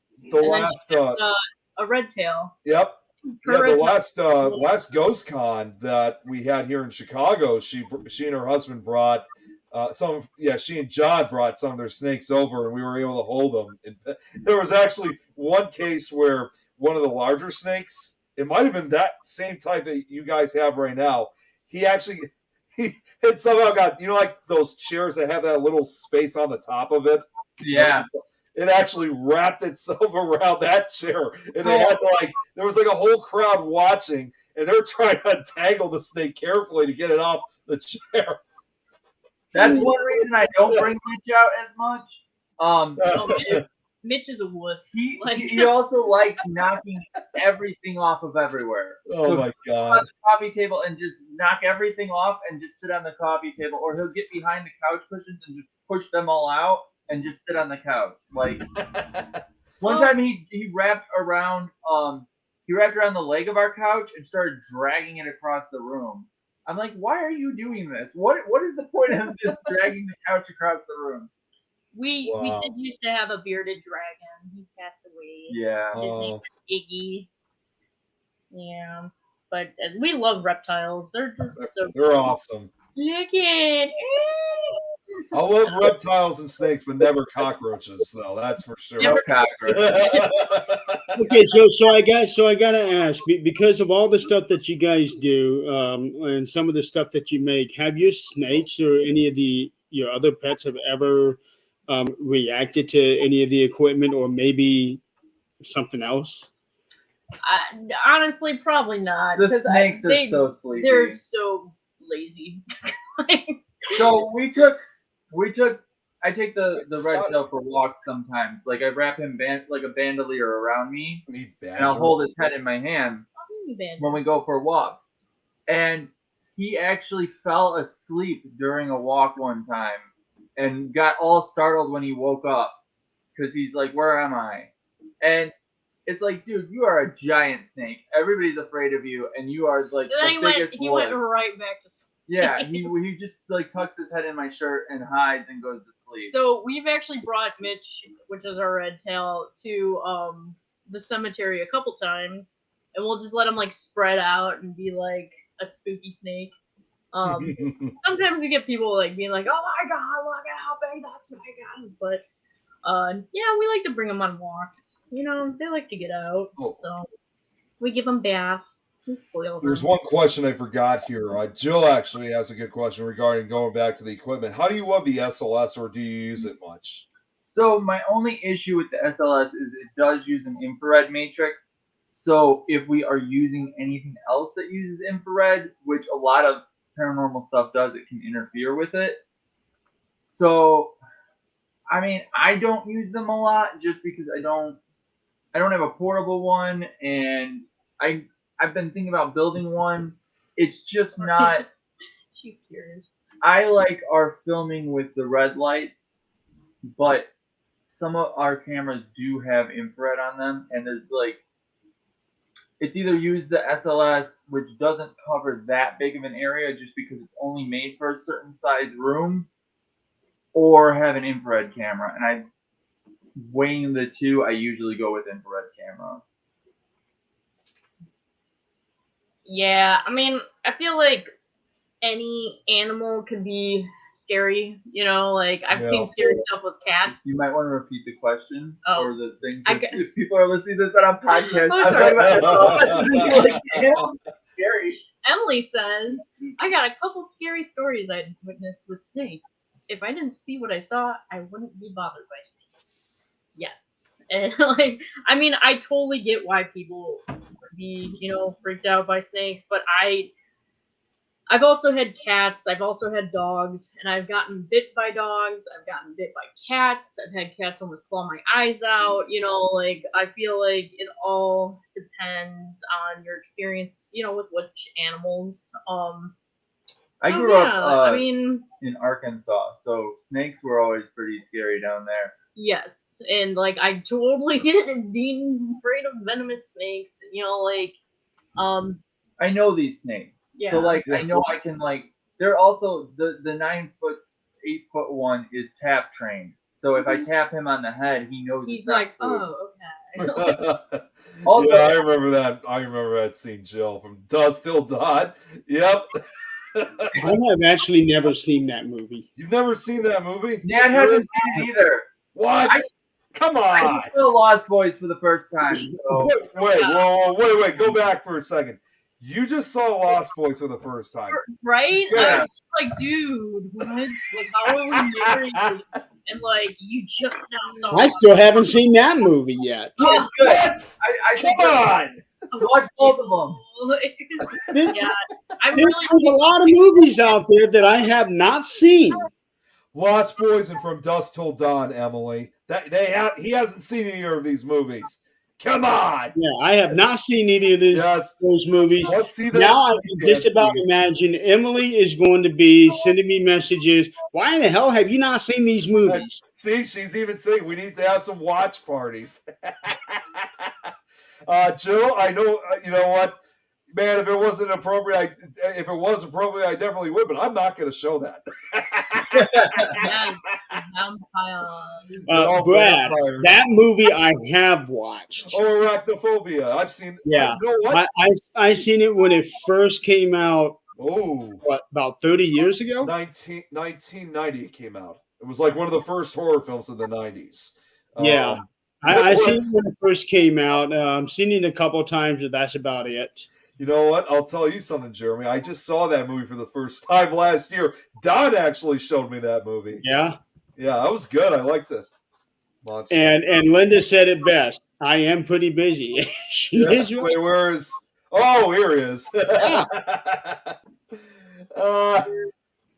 There's stuff that I'm working on that people have no idea what I'm doing.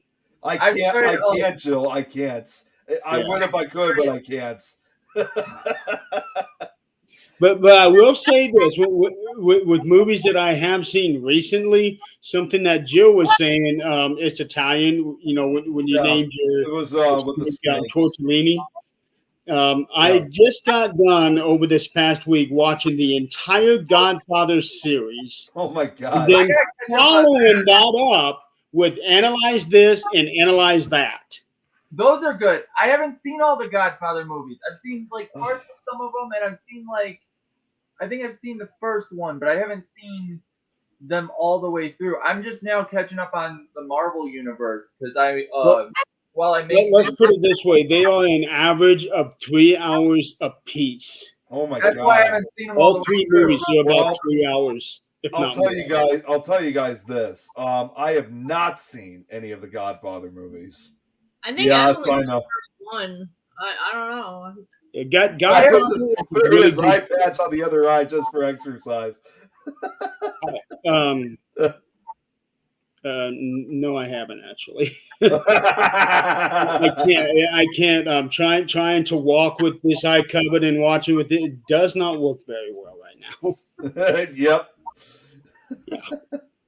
There was one final. This was Scarface, actually. I don't think I've seen that. I I don't haven't seen Oh, Scarface is either. good.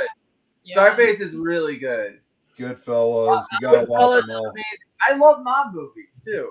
I mean, Oh yeah. what was The Irishman? I actually watched all of The Irishman. That movie was way too long, but it was very good. It was like 4 hours or something like that. But You're a one-eye patch One eye kind of guy. patch kind of. Yeah, You know, I'm I'm a gonna be one honest. kind of There's, guy. All right. you know, one movie I can literally think of, and this was kind of like reflecting on because some of them they did make mob movies of. It's actually a throwback and parody of blaxploitation films of the '70s. I'm gonna get you, sucker. Do you guys remember that one? yeah, that's a good one. Good one. That was a good one. It's funny as hell. I mean, it's still served in the mob genre, but it was Have you meant to guys- be funny. Have you guys seen the Britcom Ghosts at all? No, I haven't. It is so. What is the it? American one is. I'm not as big a fan of the American one, but the British one is like legitimately what it's like to live with ghosts. Because I feel like it's a pretty good portrayal of how I feel our ghosts here act. What's the name of it? Ghosts. And like, Ghost. there's like a scene where like this guy's literally trying to push like a teacup, because a new family moved in. And he's like, "We're gonna haunt them," and like the teacup is like barely moving, and then it like finally like knocks over, but the woman's like walking out of the room or whatever, and they're like, "Yeah, you did it!" Like all the ghosts, like, "You did it!" And then they're like, "Oh, she left." I Yeah. feel like I feel like they do that a lot here too. Like they'll be doing something in the other room, and it's like, what are you doing in there? Yeah. What are you doing over there? Because you'll hear something like bang, and then some stomping footsteps or something, and it's like, okay, why did you knock down that painting that was on the wall? What was the point of that? You are welcome, Jill. She wanted to ask. I know you guys already said this, but she was asking. I know you guys said you had 2 snakes, but what were the other animals again? Because she was asking. We have 2 hermit crabs, 2 snakes, and Two then box 2 turtles. box turtles. So 2, 2, and 2. So we have a total of 6. She is ripping your rib. Oh, you guys got another compliment from Jill. Speaking of which, Mm-hmm. Oh, thank Thank you. you. That's and so Jill, sweet. Jill, if you didn't hear earlier, they actually live just an hour away from me, so they're neighbors of mine.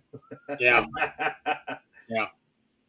Go serious. Watch that. It's look at that! Wow, Jill is just all over you guys. Oh, thank Um, you. Do you guys have anything planned for Friday the 29th? Friday the 29th. Oh man, that's a. Is that We July are Friday? so we are going back to school. We're going back to college. So the upcoming months are gonna be. I think that's when we're gonna be in Wisconsin. I think Bell. Oh, yeah, I think we're either doing the Renaissance Fair or the Bell Of Mansion. course. We haven't decided on which one. But the Bell is having I think another Paracon. Yeah, they're in a fun Or fest like a fun on fest. the 30th. So we were thinking about maybe going out there. It's not set in stone yet. Honestly, like we're literally like playing it week by week for the next like 2 months, month and a half. once we go back to college, We'll have our schedules set. we'll have it set, so then we'll kind of know like what days like we actually have available. Because right now I haven't even got my class schedule, and yeah, I don't know why you asked, Jeremy. Because July 29th is when we're going back to Old Lake County Jail. Oh, that would be cool. Yeah. As soon as he Yeah. asked that question, I just knew. I'm like, I know exact. I don't even have to ask. Help him ask. I know exactly what he's talking about. Yep. And then also there's another investigation. The Mansfield is on a Monday night, August 22nd. That one we probably probably can't do wouldn't be Mondays. able to. But if we go to if we decide on the Bell, we might be able to do Lake County because it's actually on the way. Oh, that would be awesome That to one's meet up looking with more you guys. Yeah, that would be great. I mean, even if you guys were only able to stay for just a little while, it would be just great to have you guys out. Yeah, like it depends, but There is the vegan pizza place next door. Yes, there is that. That place has really good pizza. Right? we are vegan. We have lactose intolerance problems. Hey, hey, look, I can actually eat pizza this time. That's right. When we go back. Yeah, because I remember last time you were at Crown Point Jail, you still couldn't before then. Yeah, Nope. That was when it was freezing out too. Because it was like back in wasn't that no? That was back in March that we went. It was March 13th. Yeah, that was so cold. Yeah, I mean it made it difficult Now, for us to investigate. you guys are you're going back to college. What are you going back for? What are you going to be majoring in? So before the pandemic, I was in college and I was going for graphic design. So I believe I'm going back for that. It was kind of that or something completely different. But I'm like, you know what?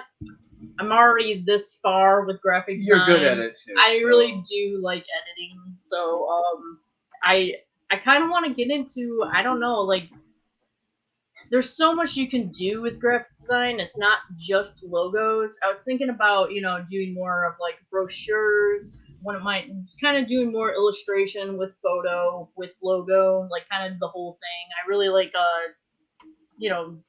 making everything look nice and pretty. I'm a perfectionist when it comes to work, so literally every like tab and everything during like when you're doing projects for graphic design, it has to be literally perfect in order to get that A. And when I was going to college before the pandemic, I was getting 4.0 in all my classes. So like it was something that I really enjoyed doing. So I think I'm going to continue with graphic design. So yeah, graphic design and digital media. That's awesome. And maybe like I was even thinking about using that to make like movie posters, because I really enjoy doing photography. That's what I do on the side. So I think the combo of the two, if I know how to do like everything, why not? With the fact that you guys are like into filmmaking and that kind of stuff, that just kind of gave me an idea about something. We actually, and depending on your schedule about this, but I actually have a really good friend of mine who's starting a new show here on this network starting next week. Of course, obviously, he wants to start this off independently. I'm actually going to be co-hosting with him, but it's going to be basically talking about movies and stuff. I think we would love to have you guys on, depending on your schedule, that is. For now, I'm going to say we'll put a pin in it. We'll put a pin in it because Sure. there are people that are contacting me like actually today, or was it today or yesterday? Jenny from Ireland. She messaged me and I told her I was like, I'm sorry. Everything's like a little up in the air right now because of school. We're trying to figure that out. And just family. There's a lot. There's a lot going on. I mean, I am taking a break from my newsfeed for a reason. Like we have a lot of like family stuff going on at the moment. So I am kind of taking the rest of the summer just to kind of focus on that, get prepped. I gotta make sure I have all like my supplies back in order. And like my schedule is completely changing. So I'm actually putting a hold on anything upcoming. So unless like we've already planned it, like being on tonight, I'm like, well, we've had this booked, for a while now. So yeah, I think we have this, and then I believe one other podcast that we're going on this month. But other than that, we're not doing any more podcasts until we're back in school. It's hard because like she's going back for graphic design, I'm going back for coding. So like a lot of what we do, there's major projects with it. So while you're going to school, it's hard to like try to balance things out. That's another reason we'll be doing local investigations. Elliot works his full-time job, and he works 12-hour shifts. So it's just like between all of it, like I'm probably not gonna even see him much. So we definitely put a pin in it, and I will if we did it, it probably would have to be in the fall, if that's okay. Yeah, that's totally fine because obviously, see, my friend his name's Don Elmy. He's actually one of my best friends. You guys have probably seen him in some of the pictures of me and him. He's also into the paranormal stuff too. In fact, I mean, I love movies.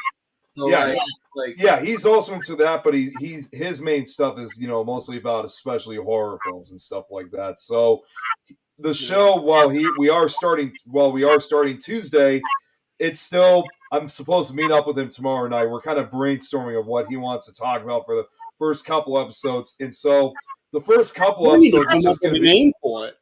Yeah, I know. I know. We don't even have a name, damn it. But the whole point is that his whole goal is to first start off with just him and me talking before we start expanding to.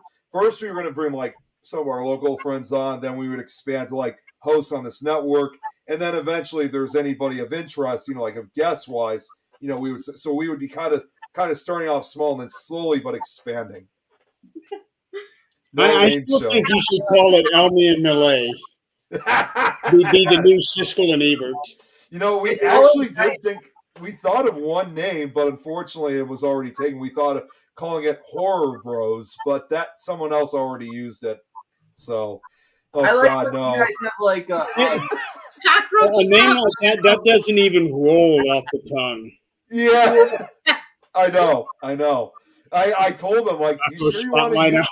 Yeah, I know, the cockroach spot. Hey, Brad, let me tell you something right now about that. Okay, I may be co-hosting the show, but this is not my show. That's up to Don if he wants to name it that.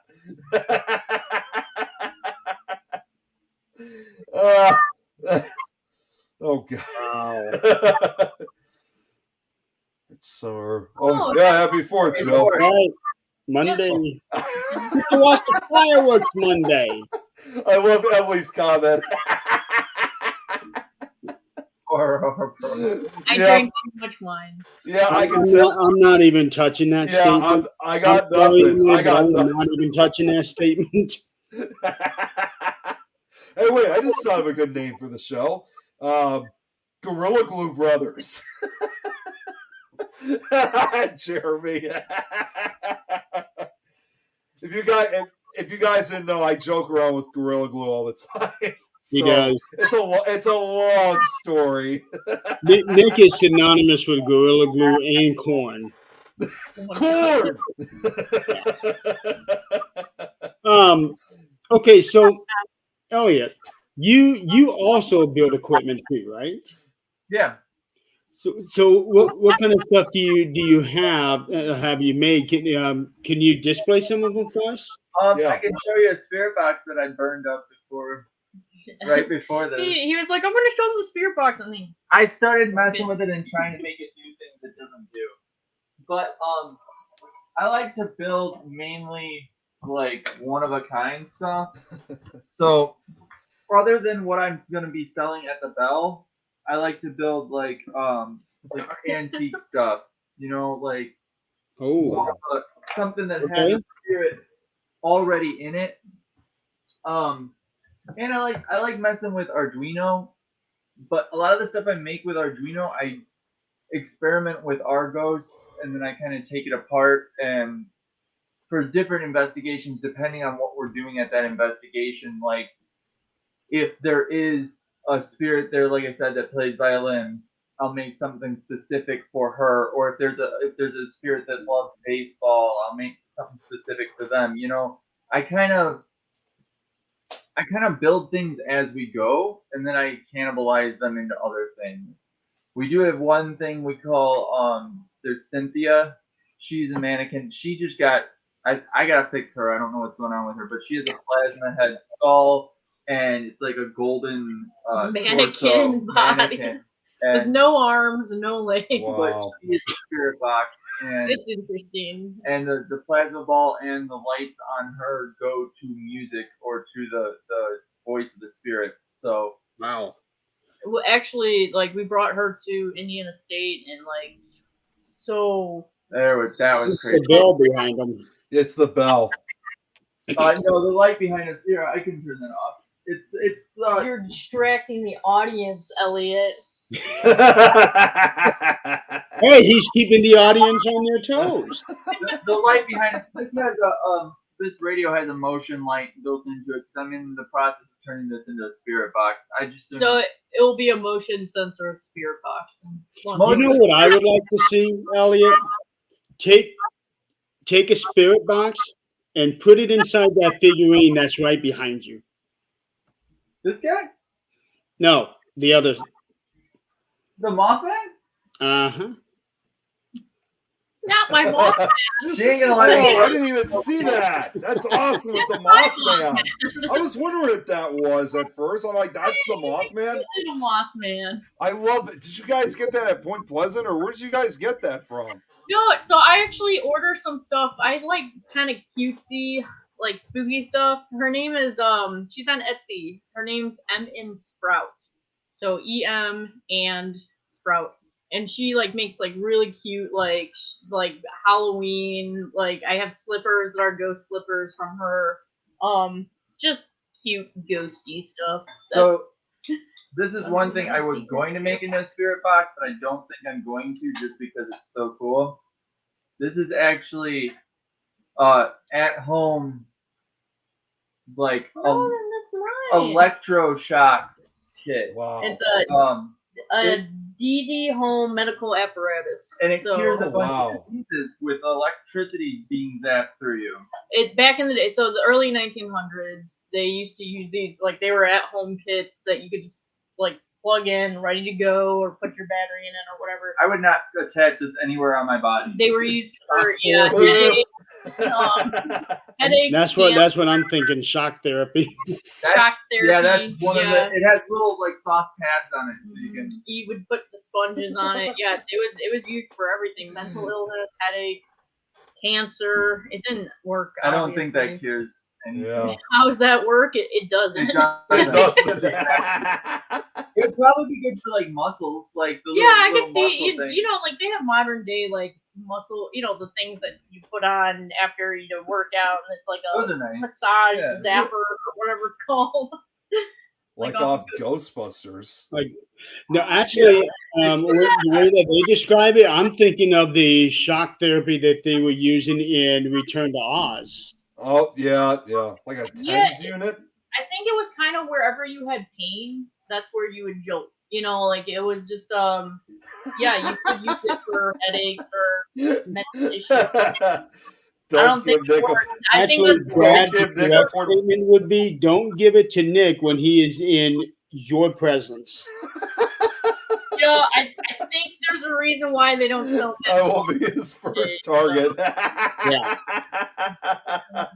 You will be his first She target. loves the bracelet.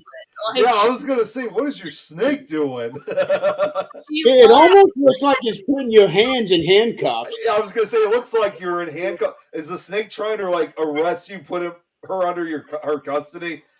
she will. There we go. She will not let go. Oh, now She I was got rubbing one on herself my- Matt, you are now in custody until you feed me a mouse. She already had to. This is why I love. This is why I love snakes. That's why they're awesome. Girl, you thick. That's what she. I gotta ask, how old is she? She's still a baby. She is only, I want to say she's about 8 months now. So Oh, wow. we got her back in like October. Yeah. Yeah, so she's still not fully grown, but she will be. Ever How break big someone can that she get? it does work? What's that, Jeremy? How Oh, big got can it. she get? Oh yeah, we just got that thing from the thrift store. We like to collect weird, Have stuff. your snakes ever bitten you? No. No. I've had Mitch for almost 10 years now. Never bit me. You gotta Tor- tap train them. Here's the trick. You hold them so they get used to you, and you make sure you feed them.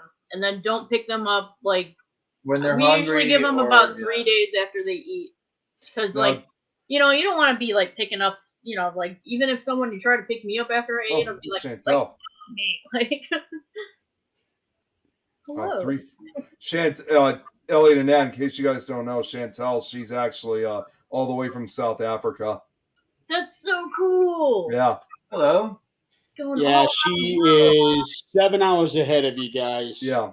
Is it Wow. kind of in the same time zone, similar to like Europe too? Yeah. Actually, this would normally be about the time she would be getting up to go to work. Yeah. She does like, Chantal? I think that's right. Yeah, she does like Yeah, because horse she riding works business. every Saturday. Yeah, she does. Yeah, she does horse riding out in South Africa. So she's actually trying to move here to the United States eventually, but as of right now, she's in South Africa. That would be awesome. Yeah. Oh, she actually is thinking about, and Chantel, correct me if I'm wrong on this. She's thinking about moving to one of two places. She's either thinking about moving to Chicago, or she may actually, because she also has a fascination with storm chasing like I do. She's also thinking about moving to Oklahoma. So one of those two spots. I'm like, Oklahoma would be the spot to go if you want to go for the storms. Yep. if you I'm want off more for once I'm set. scenery and more peace, go to Oklahoma. Yep. If you want violence but a nice skyline, come to Chicago. Yep. Because that's who we are. If you want peace and stability, come to Fort Wayne. Actually, I feel like Fort Wayne's pretty. No, not Chicago. No, not Chicago. No, not Chicago. Go to Oklahoma. Go to Oklahoma. Fort Wayne is really cool. Chicago is nice if you know where you're going. Yeah, I mean, like, The thing is, if you take one wrong turn, you went. yeah. I mean, like where I live right now, because I only live about 20 minutes away from the city. I mean, like over here, this is fine. We have very little problems here, I mean, but where we're at, it's like if you go to the burbs, I would just be not near the city. How about that? if you want peace, don't come by me. Yeah, but it's true though. I mean, like, Chicago's a nice city, but it does have a lot of problems. But you would be rather better off being on the outskirts of it than like actually in the city, as long as you know where you're going.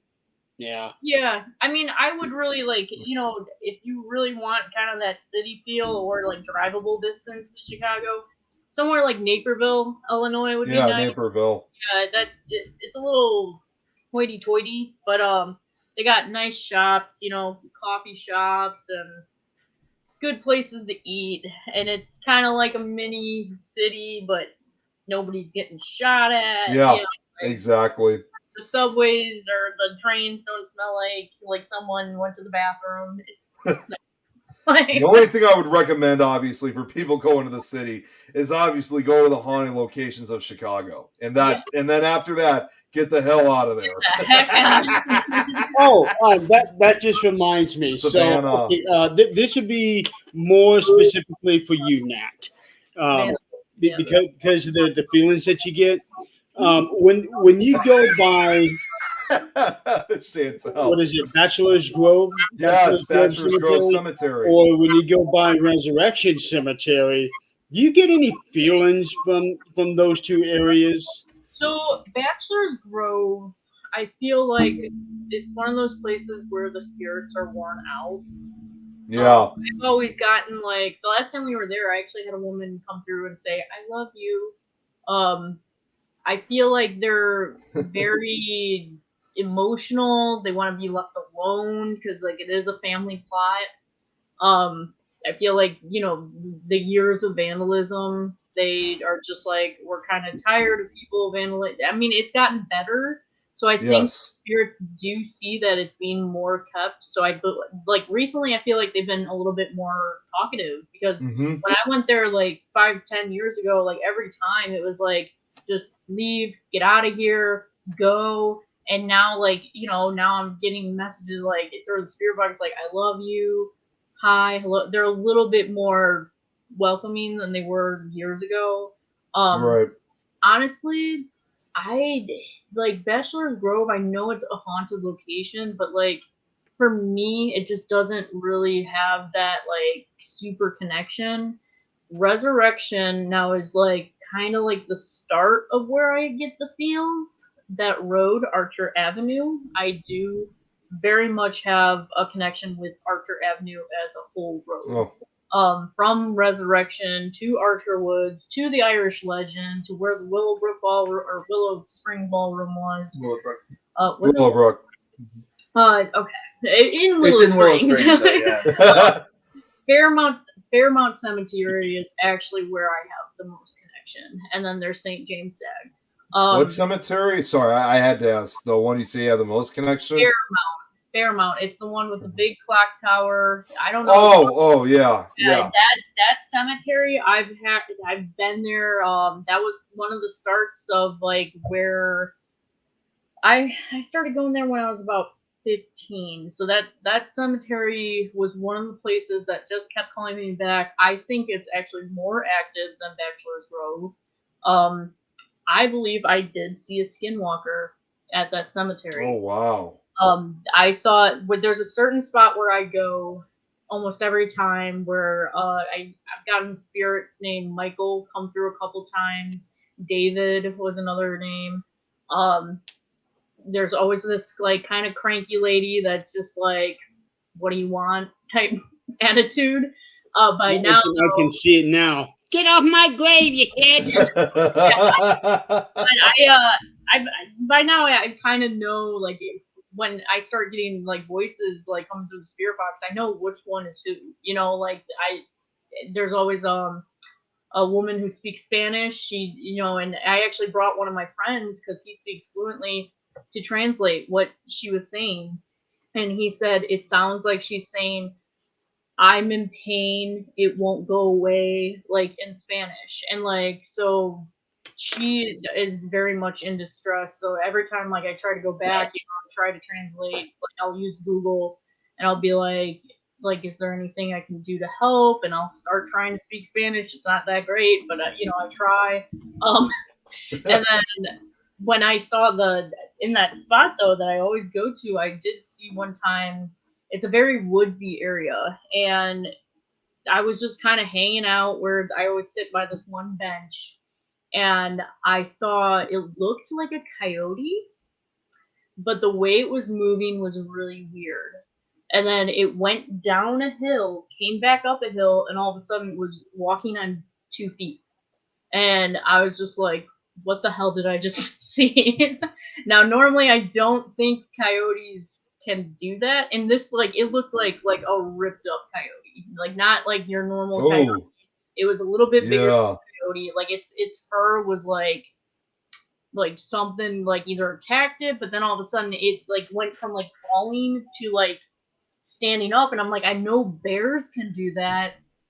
I don't think coyotes can, like, unless like I missed something. I mean, dogs maybe if you train them enough, but the way it was moving was very not. And I've seen like poodle dogs doing tricks on their hind legs.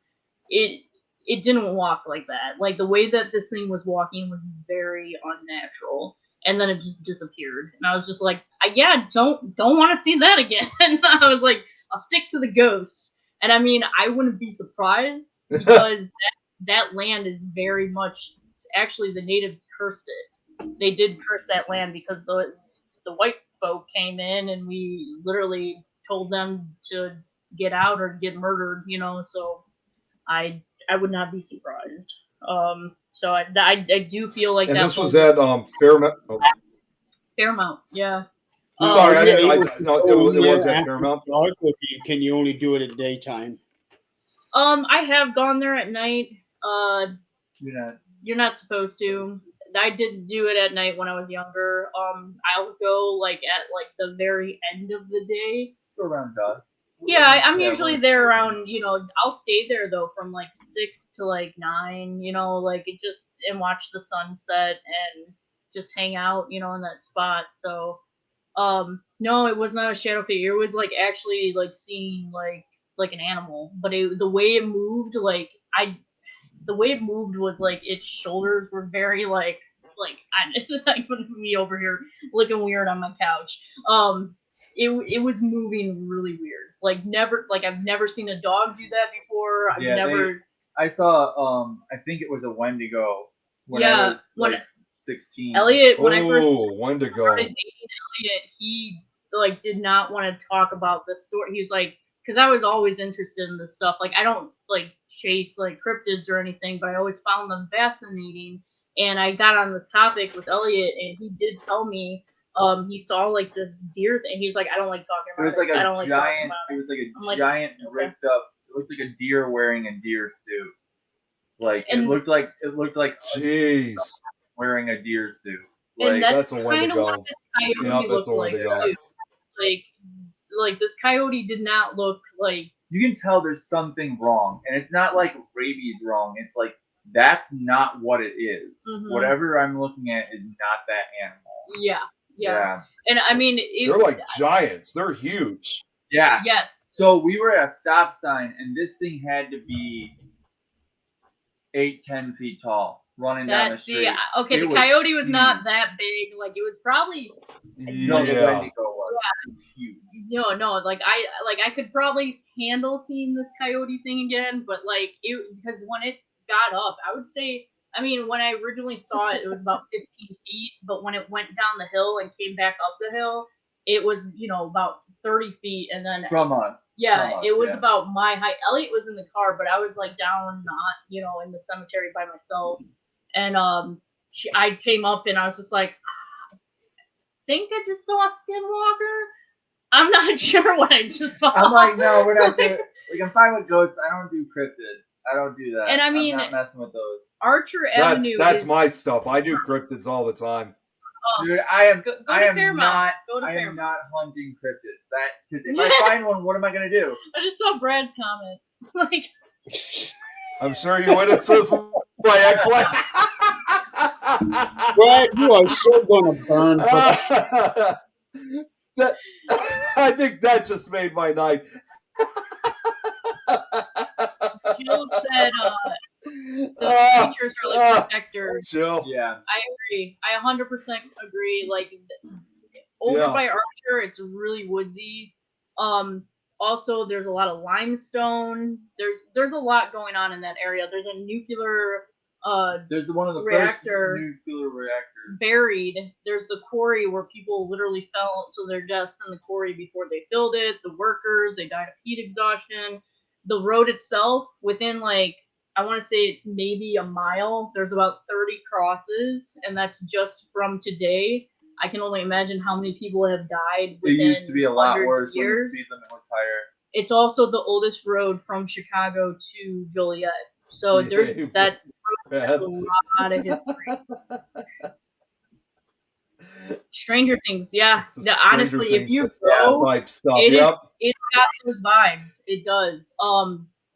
Elliot, this was before I even met him, but he told me a story that. Oh, we had one of my friends, rest in peace, and me were driving down Archer, and there was aliens coming. I swear it was aliens coming to the radio. No matter what we changed the station to, it was weird voices that weren't human, and we kept trying to get rid of it, and it was for about maybe a minute, 30 seconds. Every station was having this really weird voice coming through it, and then it just went away. And it was one strip of Archer in the middle of the woods. And Wow. There was something weird. Be very careful when driving on that road, because I just feel like there's a reason why there's so many deaths, especially in the one spot. Yeah, I'm wondering, I'm kind of wondering if people are seeing the same thing in the same spot. I don't know if it's an animal that runs by, but it's literally within. There are a lot of deer. But why would it be in one spot? Archer is long. It's huge. And wild women. Oh, it's big. It is huge. Yeah, it's literally within a mile radius. There's like 30 crosses. It's right by St. James too. And like, but then you have all this road that's not crosses by like St. James, like that area. If you go like 3 miles down, there's no crosses. But then like the spot right before Fairmont Cemetery, there's about 30 crosses in 1 mile. Yeah. It's weird. And then you have a whole bunch of other road to Resurrection Cemetery. I'll tell you what. Next time you guys come to the Fort Wayne area, just off of 30, as you're getting out of Columbia City, there's a spot called 13 Curves that you guys might be interested in checking out. Okay. Yeah, that sounds spooky. Yeah. Now, Because I've been there a couple of times Remind me myself, and the about first this. time I was there, some really, really weird stuff would happen. What? Oh, wow. What's up, Nick? Now remind me, guys. No, I was gonna say, remind me about this, guys. How isn't Archer Avenue? Isn't that like a 5 or 6 mile road? It's been a while since I remember the last time, like how long it actually is. It goes from Joliet to Chicago. I know it goes through but like the most haunted spot of it would be, I think, from Resurrection Cemetery to St. James. The road was built so that they could build the I&M canal, or the older canal, not the I&M. Is it the I&M? I think it is the Yeah. I&M. Right. Yes, because the sanitation canal is the bigger one. The I&M canal is why they built Archer Avenue. So you have all these places like Joliet Prison, that's made out of the limestone from the canal. Yep. The Water Tower in Chicago, which is the only building that survived during the fire. That's great. St. James is made from the limestone. There's a lot of buildings that are near here that are made from the same limestone as this, like that's along Archer Avenue, and it's just weird that it all kind of like ties together. I don't know. I Joliet Prison is on Archer Avenue. Yes, it is. It's, it is, and it's interesting because like if you think about it. I don't know. Think about it too, because I don't know if you guys. Well, if you guys think about it, it actually reminds me of another location like that, and this is down in southern Illinois, which is, of course, the town of Alton, in which the reason why it's such a haunted town is because that too was built from the limestone from the Alton prison that once stood.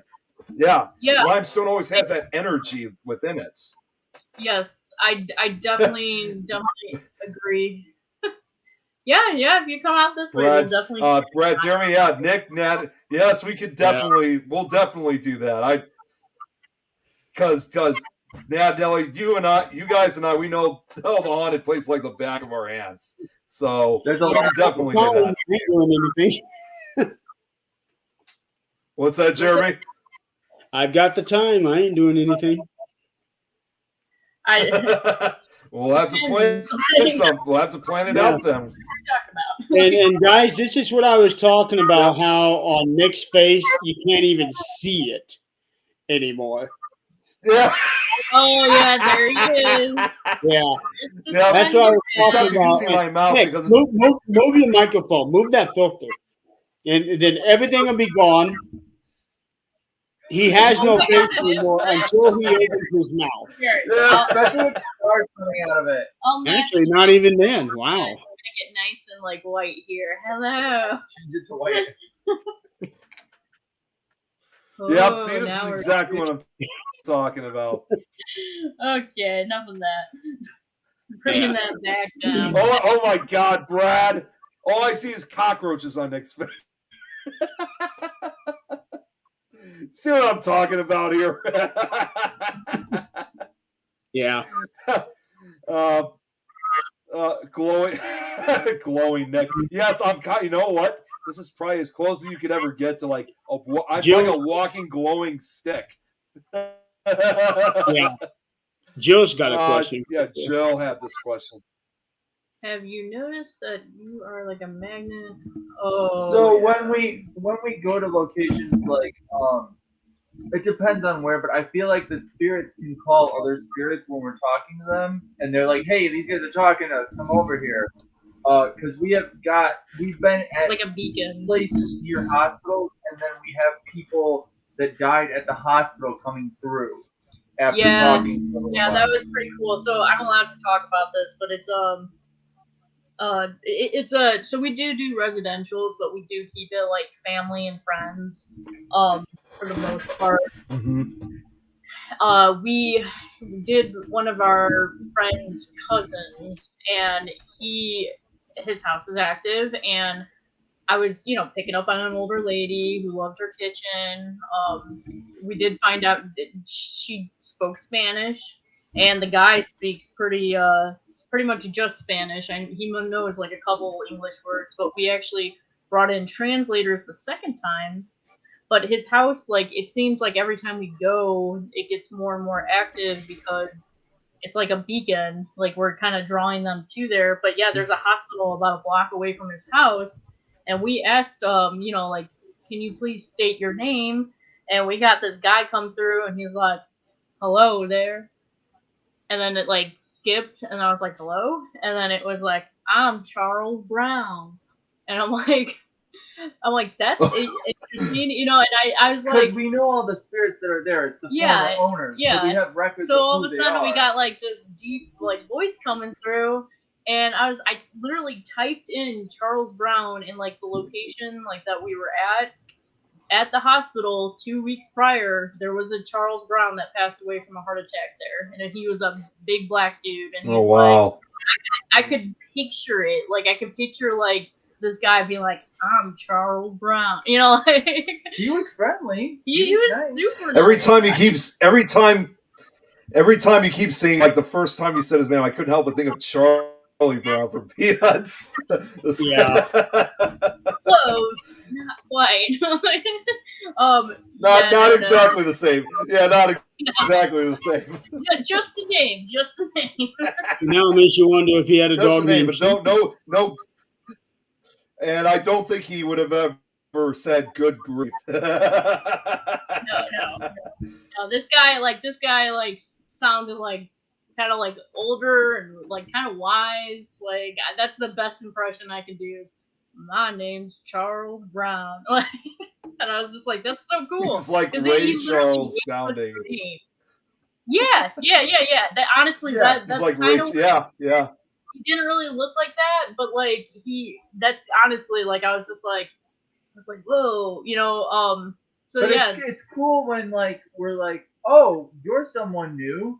Like if we're running the spirit boxes at our house, we know who's here. yeah. And then when there's someone new, it's like, okay, where'd you come from? And Yeah. it's like, hey, how's it going? I mean, I think everywhere I've gone, I do believe I'm like somewhat of a magnet to spirits because like Yeah. everywhere I've gone, I've had some sort of activity, whether it be like EVPs or something moving. I want to say almost every location that we've gone to, we've caught something either visual or audible. Wow, can't talk. We've been to a few cemeteries where we didn't catch anything. Yeah, cemeteries, I don't really feel. The reason why I feel like Fairmount is so active is because of its location, but I don't necessarily feel. I feel like cemeteries are more of like an energy lingering, which is like sadness. I don't think a lot of ghosts actually haunt cemeteries unless something like a battle happened there, or yeah, like maybe their granddaughter came and visit, like kind of like was like, hey, how's it going? They might have stuck around for like a day or two, and then they like went back. But honestly, Have you been to Batson Cemetery? Huh? Have you been to Batson Cemetery? That It's sounds really about familiar. 5 or 10 miles north of Hartford City. Most people I call was it gonna say that 13 sounds familiar. Did I? So I do try to Yeah. research locations. So like it depends on like the material. Like let's say somewhere is haunted, like Archer. I'm like, why is it haunted? So like I'll start looking into it, and then that's kind of like the limestone thing. I found out about limestone kind of when the first time I went to Fairmount because I got so intrigued with Fairmount, and I was like, okay, why is Fairmount so haunted for me? And I mean, other people have had stories there too, but I'm just like, why is it every time I go that I just feel like there's always something?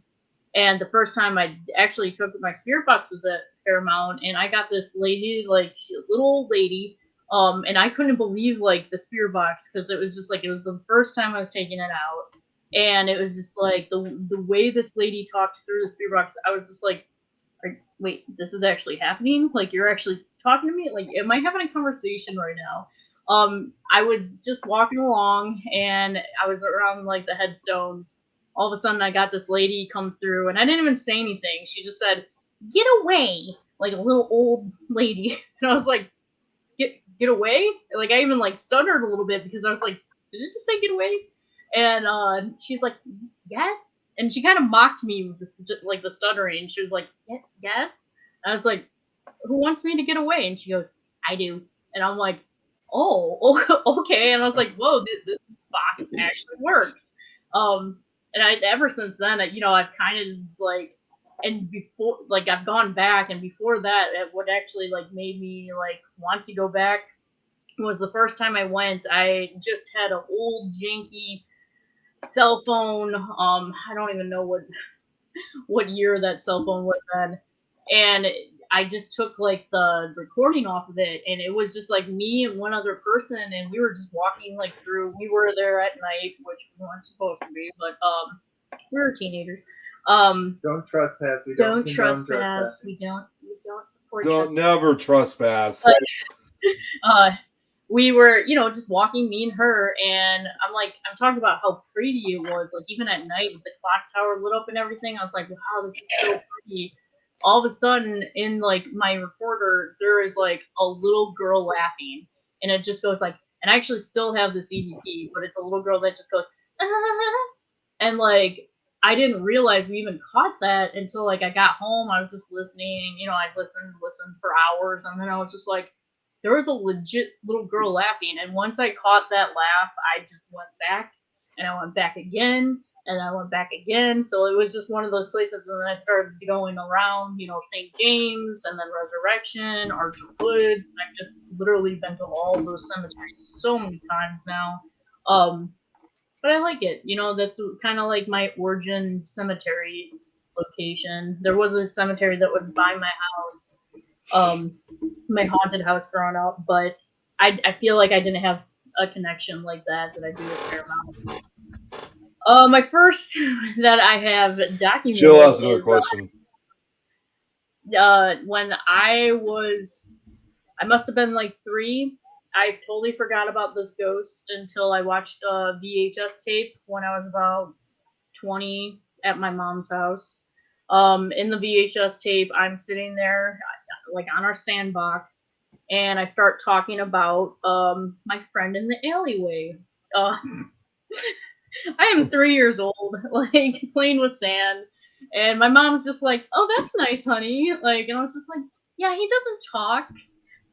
And I totally forgot about this guy, and I compared him to the guy from Star Wars, and she's just like, "Okay," like I could only imagine my mom being like, what the hell is she talking about?" But she's like, "Yeah, all right." And so I started talking, and I'm like, "Yeah, the guy from Star Wars, like he's my friend. He's in the alleyway." And I totally forgot I used to see him until I watched this VHS tape, and I was like, "Oh, yeah, I remember him. I used to see a ghost under, like, we used to live, there was an alley, there was a pizza place, and there was a lamp post, and I remember I would like see this dark hooded figure, and it was I would compare him to was it Darth Sidious? Emperor Palpatine. Darth Emperor Sidious. Palpatine. Yes, yeah. Yes, and Palpatine, yep. he was AKA the one. Darth Sidious. Yeah, and Yeah. I remember I would compare him to him, and he would just be sitting on their lamppost, and I would be like outside playing and just being like, "Hi, friend," and he literally wouldn't move, wouldn't talk, and I'm just like, "Yeah." But yeah, I do remember after I watched that VHS tape, I was like, I remember seeing that guy. I remember he would be out there all the time. Normally at nighttime though, when the lamp was like lit up and everything, but he would just be standing there. I don't know who he was. I don't know what he was about. But yeah, it was. I don't know if he followed me throughout my life. I don't know. Recently, I've been asking the spirit box, which we asked it the other night. Elliot was working on one, and I was just like, I just decided to ask this question. I was like, it's the ghost I used to see as a kid. Is he still with me right now? And a dark like voice just came through and was like, yes. And I was just like, is this him? And it went came through again and it said yes. And very one worded, so I do believe, I don't know if he's been with me my whole life. Um, I have seen other ghosts throughout, where I've lived. There was a sickly old woman in the second house I lived in. But the dark shadow hooded guy, I feel like has probably been with me my whole life, and I wonder if he talks to the other spirits and is like, she's cool. Like, I don't know. But he has been with me, I feel like, most of my life, and I feel like that's why I've always been drawn to ghosts. A lot of my friends, I've made friends over the years just over the topic of ghosts. Like one of my friends from grade school, I still talk to her because I was the only one that believed her ghost story, and she used to experience the same ghost in the girls' bathroom as I did, and I was the only one that believed her. So we're still friends to this date, and we've been friends since we were 8 years old because of ghosts. So I do feel like there's that human connection. I've been dealing Sorry, with I ghosts. talk a lot. Same with ghosts since I was a kid. We actually live in my childhood home. And my invisible friend as a kid is actually a child ghost that lives here. So I guess about the same. I used to go on a lot of the Richard Crow tours when I was younger. I really liked. Oh, Richard Crow. Yeah. Elliot, I feel like did suppress his. Yeah, no, I definitely did. When I It's first scary. dated him, When you're a kid. I talked about ghosts and he's like, I don't want to hear this. Like, he was actually somewhat of like a nihilist. Like, he just did not want anything to do with ghosts. Sorry. And when I first, like, the first time I slept over at his house, I had a dream of a little boy. And the little boy was like, in my dream, like in the doorway, was just like, hey, come here.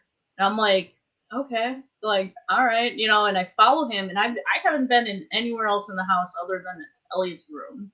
I went straight upstairs into the room, went to sleep. And in the dream, this little boy takes me into the other room, and he points to this door, and he goes, I like to play in there. And that was like the whole dream. The next morning, I still have the snake. The next morning, I was gonna say, still see it. I wake up Elliot and I'm like, hey, where's your attic? Because like he's like, why? And I'm like, I had a dream of a door in a room in that room, and he's just like, yeah, that's where my attic is. And I was like, okay, well, I had a dream about a little boy, and he looks like this, and this.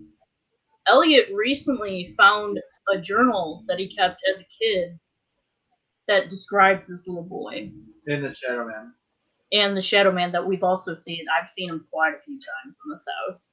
And Elliot said, yeah, I used to see that boy as a kid, and I just forgot about it, because I didn't want to believe it was real. He used to talk to him, like, in the vents and everything. They would talk back and forth in the vents, like, as children.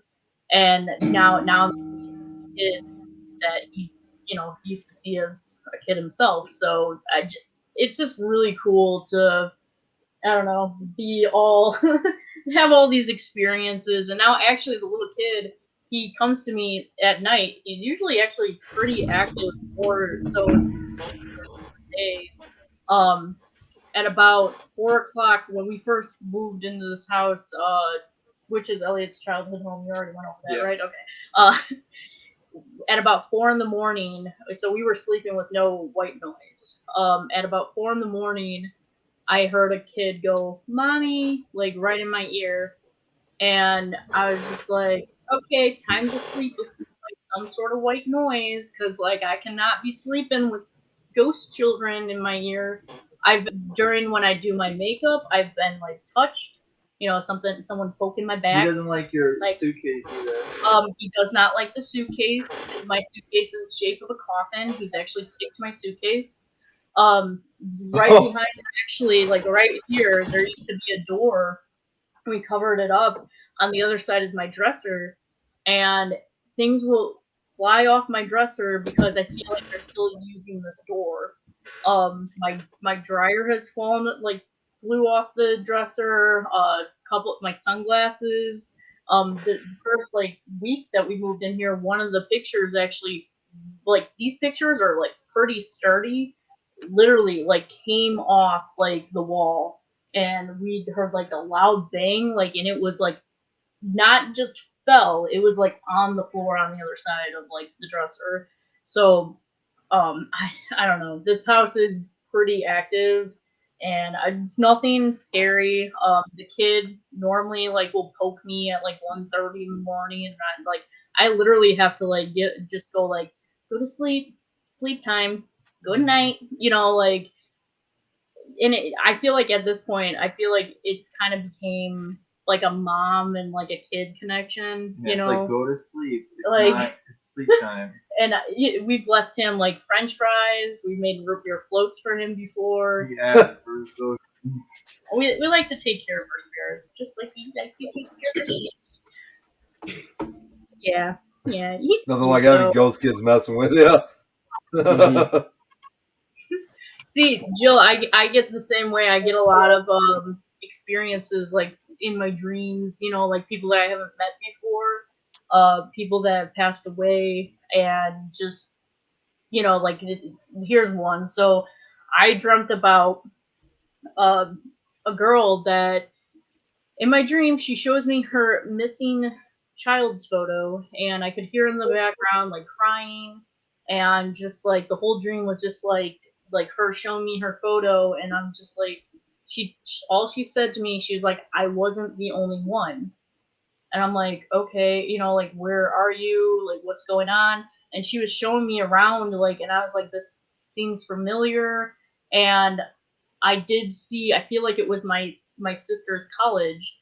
I woke up the next morning. Actually, I didn't even wake up. You woke me up. Yeah, because I when was- you have those dreams, you shake. I was shaking and crying in my sleep, and Elliot's like, "Are you okay?" And I was just like, "There was a girl, I described her. I was like, she's sad. She said she wasn't the only one. I think she was near my sister's college. I don't know. It was very sad. But I started right away. I'm like, I dreamt about this girl. I know her location, so I typed in where my sister's college was. I typed in missing girl, brown hair, blue eyes, and I found her missing child's photo. She was 10 years old, and her cold case was actually reopened the week that I dreamt about her. So I've had experiences wow. like that. And I mean, it was a 20-year-old cold case, and it was just recently this was recently 8 years ago reopened. So that was pretty intense. I dreamt about my friend's cousin who I never met. This one's actually one of my favorites because I just thought it was such a cool connection. She lost her cousin, was like, "Hey, can you try to connect with him?" Here, she just gave me his name. That was it. I was like, I can try, but no promises. Tried to, couldn't. I feel like spirits aren't necessarily on demand. They don't just show up. It's on their terms. And I couldn't get a hold of him. So but 6 months later, after he passed, I had a random dream. I had a dream about she was sitting in front of me, and then her cousin was right behind her. And in the dream, all it was her cousin was smiling. The next morning, she posts a picture, and she's like, "I miss you a little bit more today." And I messaged her. I was like, "Was this the cousin that passed away 6 months ago?" And she's like, "Yes." And I was like, "Oh, that's weird because I'm gonna say this, just don't be freaked out." I'm like, this guy was in my dream last night." And she was like, that's thank you for making me feel better, but that's, she didn't believe me. And I was like, no, I'm serious. Like, he was in my dream. And, like, at first she was just not having it. She was just thinking I was saying that to be nice. But I told her, I was like, you know what? I did get up. I was like, it was the first dream I had of the night. And I got up. I used the restroom. And every time I get up, I do look at what time it is. It's just a habit of mine. And I did tell her it was about 12:30. It was my first dream of the night. And that's when she started believing me, because she actually was like, oh, and she told me, she was like, well, he was my last dream of the night. I was like, oh, okay. I was kind of confused. I was like, what does that mean? She's like, I dreamt about him around 6:30 in the morning. I was like, what? And she's like, I'm in England. So we dreamt about her cousin at the same time. And because they're 6 hours ahead of us. And when she told me that, like, both of us were kind of just like, whoa, 'cause that, like, how crazy is that? And from then on, she actually did Right. believe me. Like, I told her, I was like, he didn't say anything. He just smiled, and it was very comforting to, I feel like, not just her, but for me too. I was like, I've never even met the dude. I never even seen a picture of the guy. Like, so, it was that was like enough for me to be like, okay, maybe these dreams do mean something a little bit more. So, yeah, there's another story for you. Wow. Like, and Jill has a question. That's an incredible story, I have to admit. Mm-hmm. thank you. I do like telling my ghost stories. No, I'm a little afraid to reach out. I feel like maybe I don't feel like I'm trained enough. First off, like, I feel like that's something that needs training, or some sort of, like, you know, a little bit more than just like dreaming about them, because, like, it is weird, like, how do you contact this family, like, how, like, properly to be like, hey, I dreamt about your dead child. Like, that's a pretty sensitive subject. How do you go about Yeah. that? Do you do that through Facebook? Do you show up at their Yeah. house? That's even clearer. Like, so it's just like, I don't really know what to do when I have those dreams, to be honest. Like, if it's someone close, like my friend and her cousin, I will tell them, my experience. But if it's somebody that I have no connection with, it's one of those things where I feel like I don't know if I should. Is this gonna bring up something way worse? I don't know.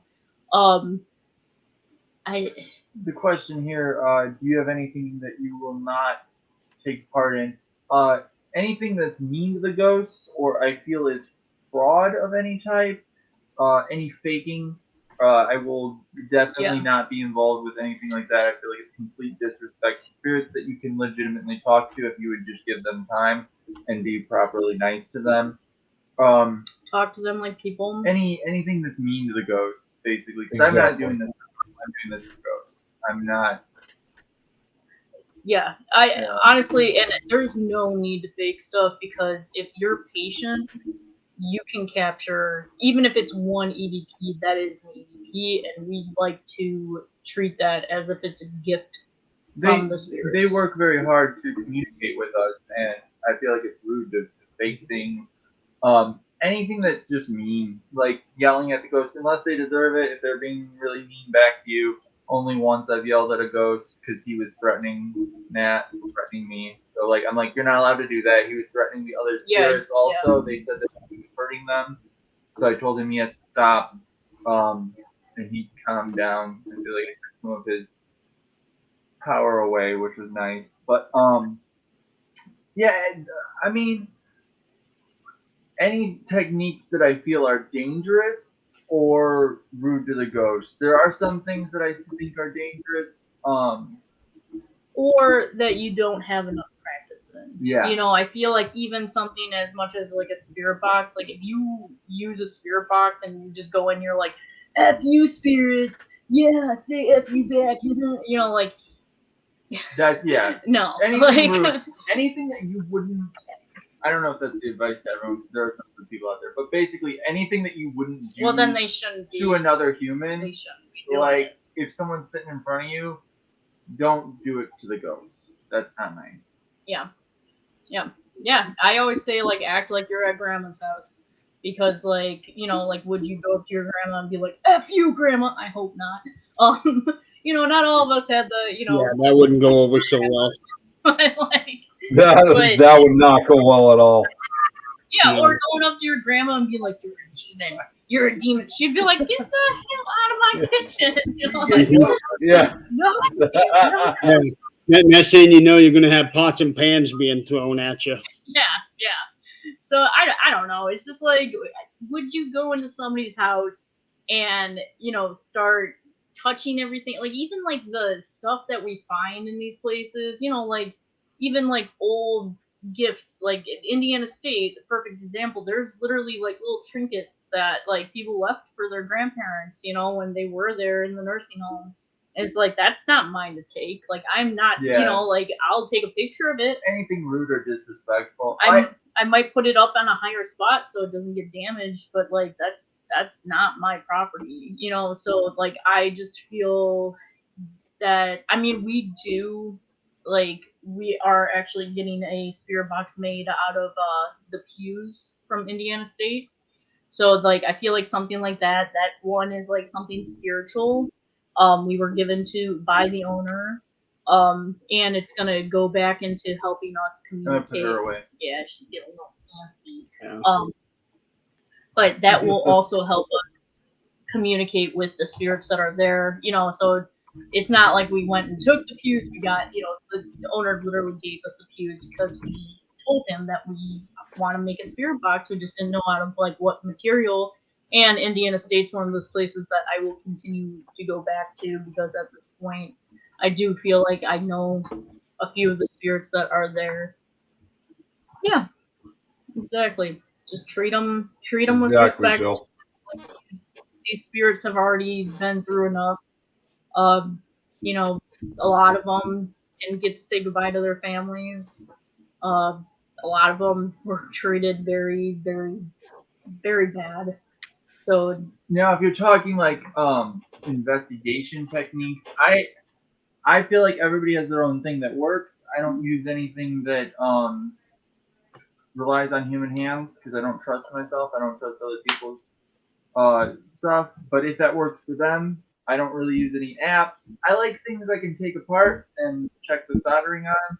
But like everybody has their own way of doing things, and if Yeah. it works for you, it works for you. I personally like visual, so I will have, I'll have Elliot holding a camera. I'll have a camera in the hallway. I'll have, literally all my teammates are holding cameras. Yeah, everybody has to have a camera rolling at all times. Literally, and that's, that's my thing is visual evidence, is because and debunking. Like I like having 7 cameras rolling because then I have an angle of literally everything that's going on. And when it is a lot of footage, but like when you finish going through everything, you can confirm then that was nobody talking. So for me, that's my favorite, piece of equipment, evidence, just being able to capture it. I think that's back to my origin of ghost adventures, my own ghost adventures, is literally proving, to not just to people, but to myself that what I'm hearing and what I'm seeing is actually there. And then showing people, it doesn't even be if you're a skeptic and I'm showing you evidence, look at this. I don't expect you to believe, but it's just to me, it's just well, now I showed you, has that sparked your interest a little bit, and then maybe they're like, okay, maybe I will go on a ghost adventure, an investigation like Elliot. Elliot literally did not want anything to do with me in my investigation. Oh no! I wanted to do with you. I wanted to. Oh, he wanted fix your devices. Yeah, he wanted to prove me wrong. And prove you wrong, but then when I fixed them, it made them work better, and that was a problem because then that proved me wrong. Yeah, and so I don't know. I just feel like it's, to me, investigating is more of a personal experience.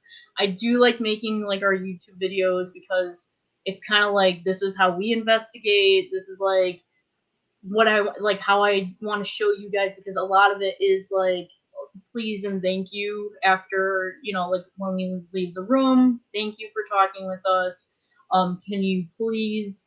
And it's not just the same conversations that you have like with spirit, like can you move something? It's we kind of get on more like I ask them if they can set off devices. I do. yeah, but But, like there's like questions like okay, your favorite food, like I who like doesn't that, like yeah. food? Like I like to talk about family. So like a lot of times with spirits, I'm like, did you have a daughter? Did you have a son?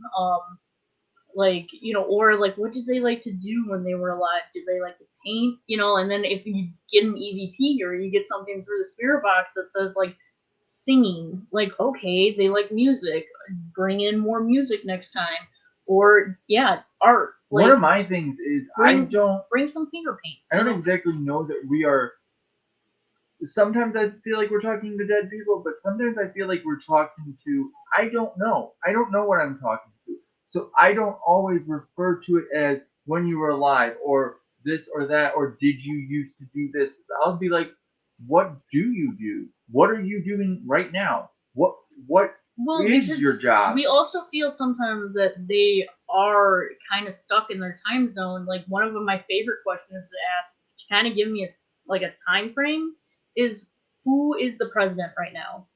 We were at Fairfield like a couple weeks ago, and that was one of the questions that we asked the spirit box, and it's like someone was talking about our president. I'm like, you know what? Maybe they don't know who we're talking about. I'm like, who's your president? Like, who's the president right now? And we got Nixon.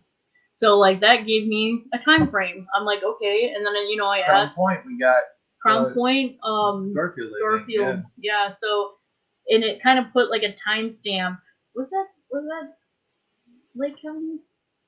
No, that was at was Paulding. Yeah, Paulding. Because I was like, Lake County was where we got them to say they're in the 1930s. Yes, so we did get the spirits to tell us what year it was. We don't necessarily think that maybe they do see everything at year 1930s, and they're just kind of stuck in that. Well, on the porch, they did say they can hear us but not see us, and they knew that the next day was Memorial Day.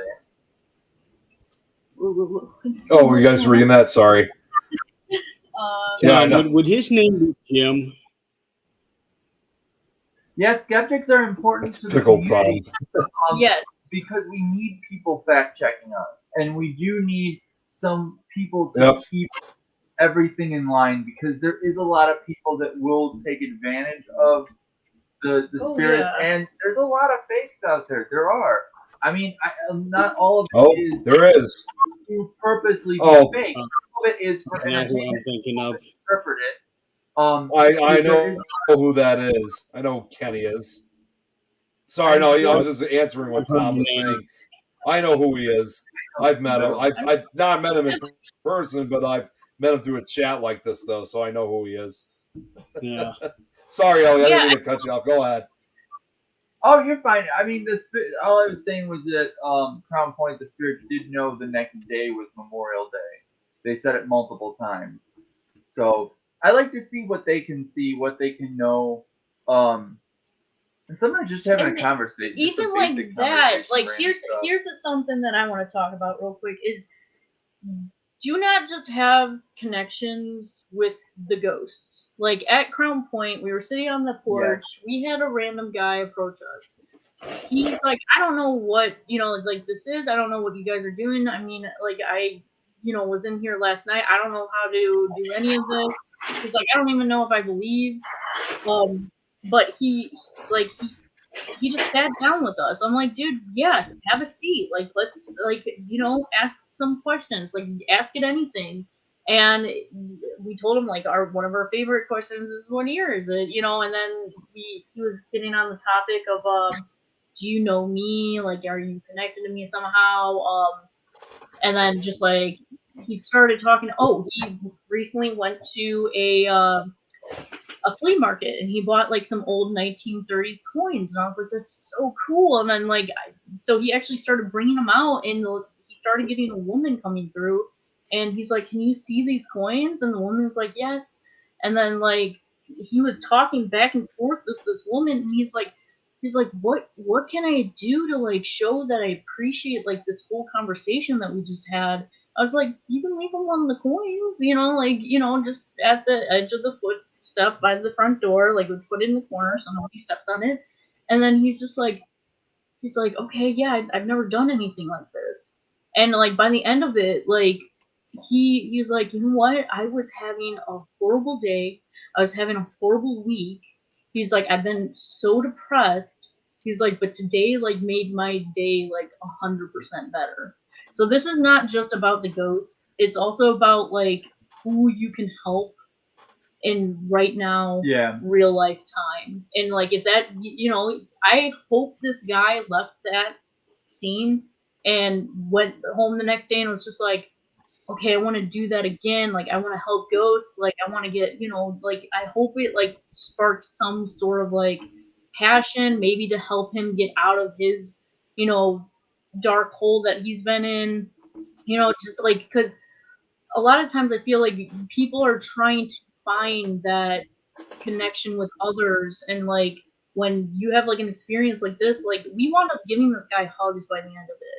And he was a complete stranger. And it's just like, that there is just as important as the investigations. And whether it be you are connecting with someone who's completely random, whether it be the owners, like connect with some sort of living being while you're at the investigation if there is one. Like take some time to just, even if like the owner doesn't talk much, just be like, why did you buy this place? Get to know people a little bit more. Just be nice to people. Yeah.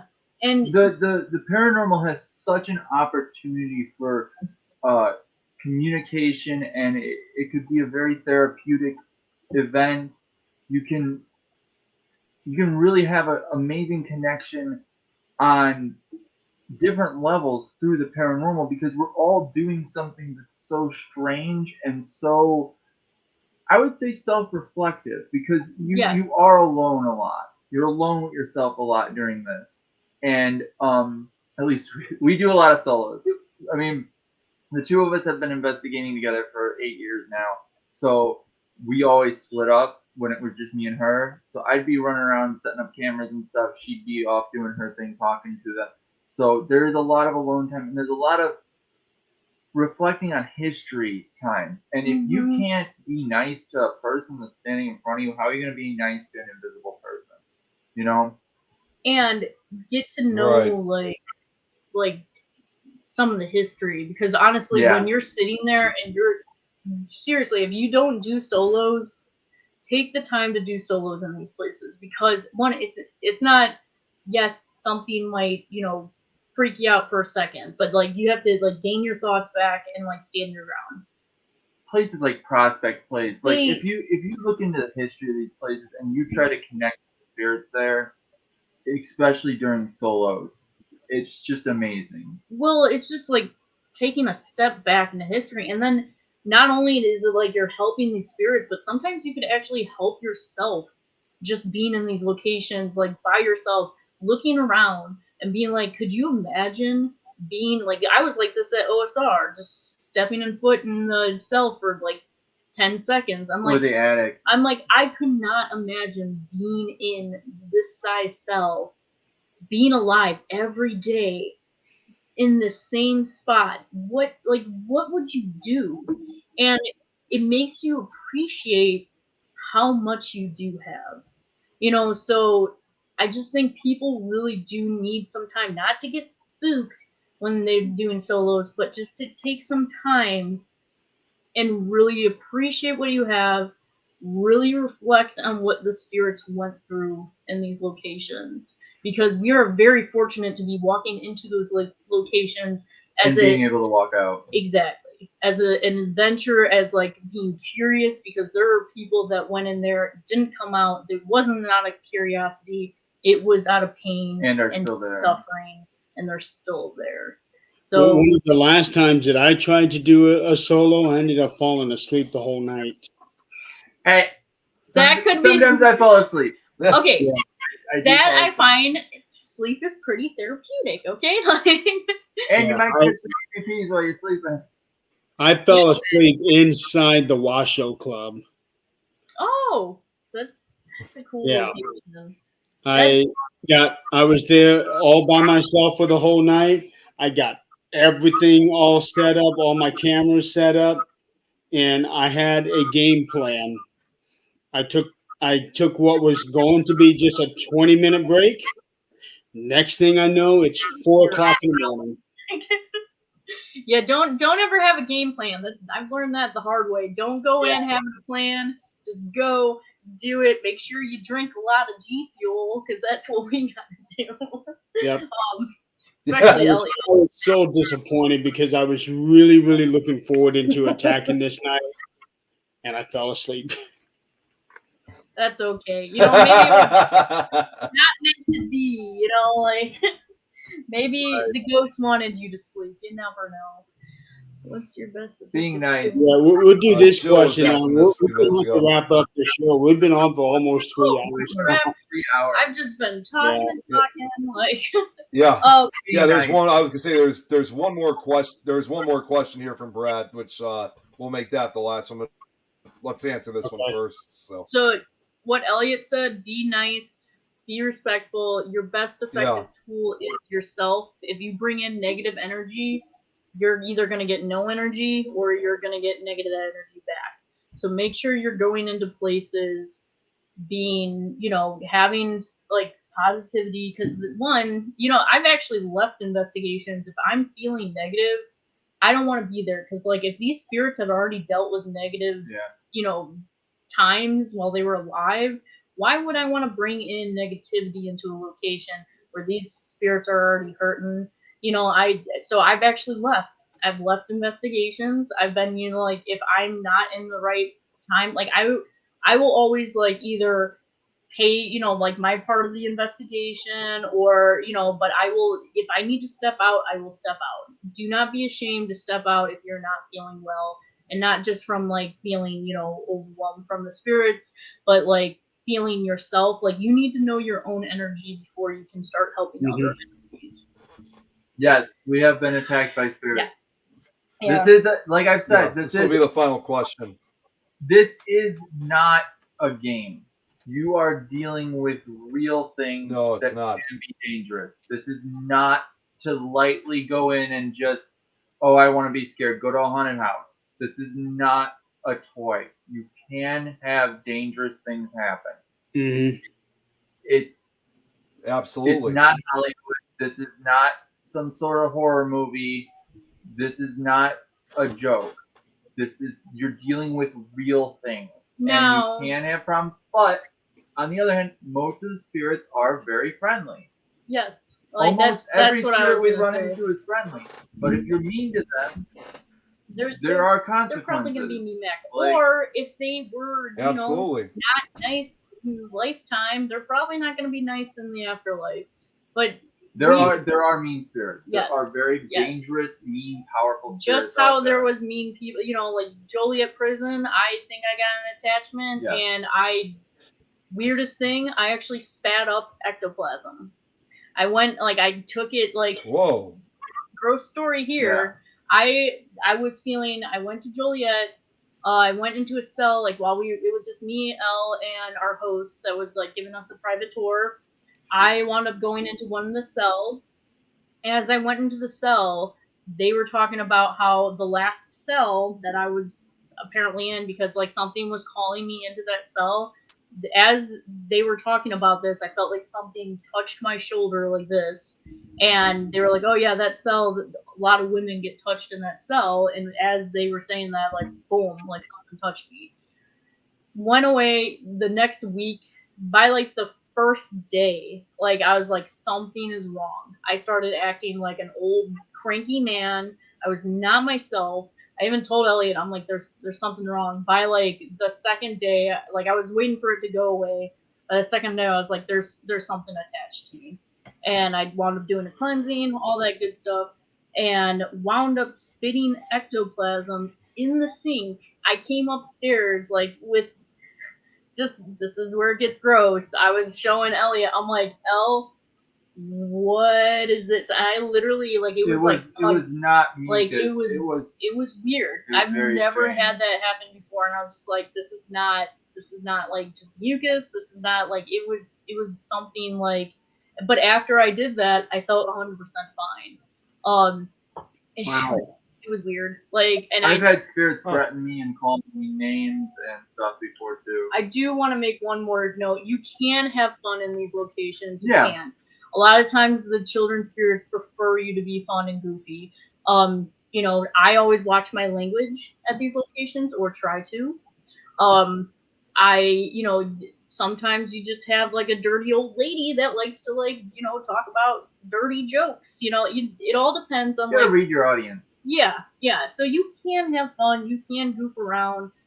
Just try not to make it like over. There's a time and a place, you know, like that's. Yeah. And I mean, we were goofing around a little bit at the Monroe house, but it was just like at the Oh, time. that was because we were being affected by something. Yeah, and we felt like really was weird. woo, like roller coaster, like we had Yeah. emotions, you know, high, low, sad, anxious, like nervous. It was weird. Well, Nick and I know all about the time and a place thing, especially when it comes to doing a show. Let's put it that way. Oh yeah, definitely. Yeah, but we won't get into that. Yeah, I'll have to. We'll talk about that later. Yeah. Now I'm curious.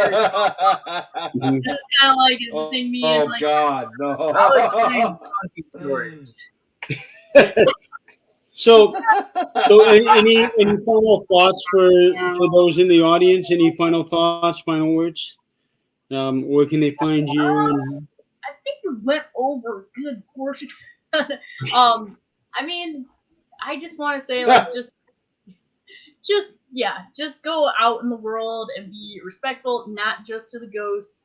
Be kind to people. Be kind to like strangers. Be kind to. This world's already harsh. It's cruel. It's mean. Go It out in is. the world and one little simple "I like your hair" or "nice shoes" can really make it somebody's day like 100% different. Or just hug strangers.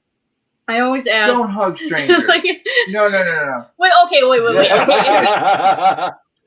I don't know about that. No, I mean, like, at like computer cons, like, if I don't know someone and, like, we've been sitting there talking to them for 15 minutes, and I'm just like, this is a really cool conversation. I'm like, it's so good to meet you. I'm like, do you mind if I give you a hug?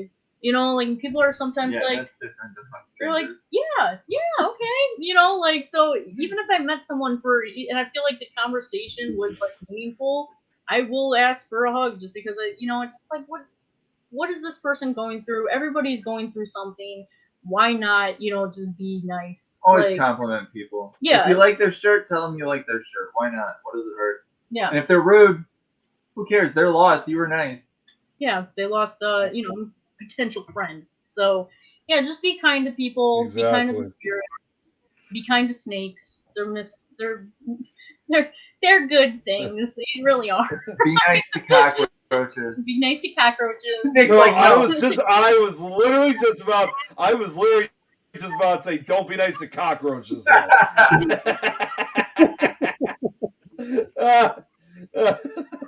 Oh, this is nice what Brad said. We need more people like you too. Oh, thank Thanks, you. Brad. Like I still will not be nice to cockroaches. I'm sorry.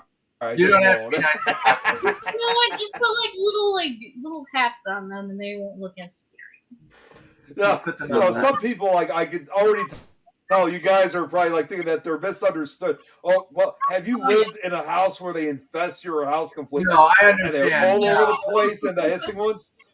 Right. So yeah, I was gonna say no, it's not that. I was gonna say no, it's nothing like that at all. It's not those cockroaches are misunderstood. No hats for you. I think Nick has made himself pretty clear on that one.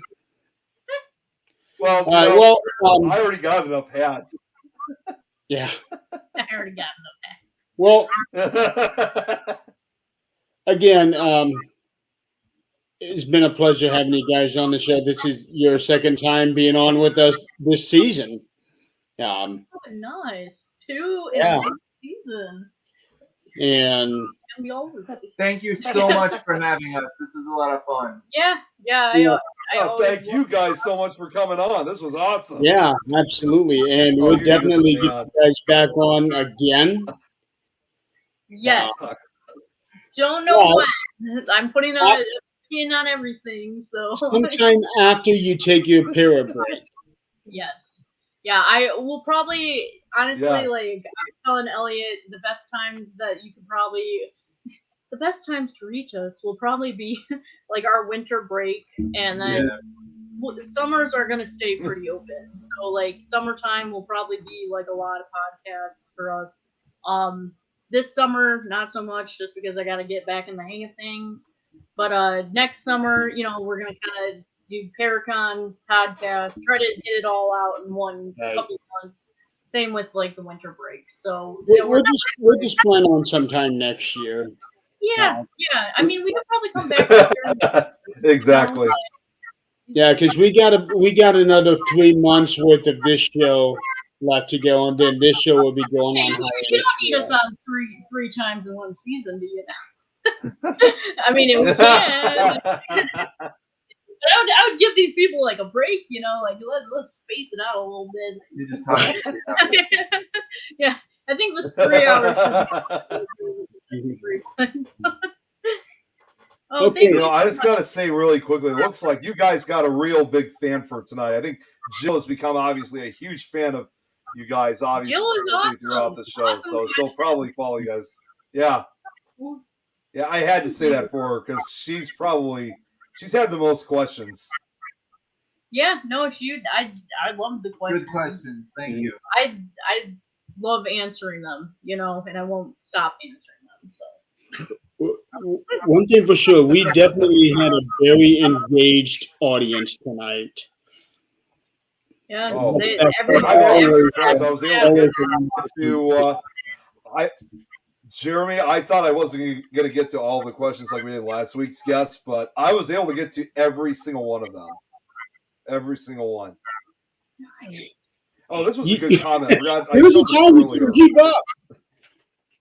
Oh, and those stars. I figured out what the stars are. Those stars, when you click on one of them, it creates another column in the chat that you can click on, so that you can get to it later if you can't answer it now. No more Wendigo. Oh, okay. No more Wendigo pictures out. I mean, honestly, if I saw it Len, gear thing, I would probably be done. We said at that time. Yeah. So with that, next week on 13th Dimension, I will not be here. It'll be Nick, Adrian Hart, and Jan Rossman. They will be running the show next week because I'm going to be out of town. I'm going to be over on the East Coast, and then on Thursday night Supernatural Talk, it'll just be myself, Nick, Adrian, and Eileen doing our normal spiel just between the four of us. And then all the other wonderful shows that we have on this network. And again, Nat, Eliot, thank you for being on here, and thank you for showing off your pets. Thank you for having us, and thank you for not getting your snake was awesome. Your snake was awesome. It's Shorta. She's a sweetheart. All snakes go to heaven. Like, oh, thank you, Jill. You're very not the cockroaches though. They go to hell. Yes, thanks, Joe. I appreciate that. Jill's just spreading the love.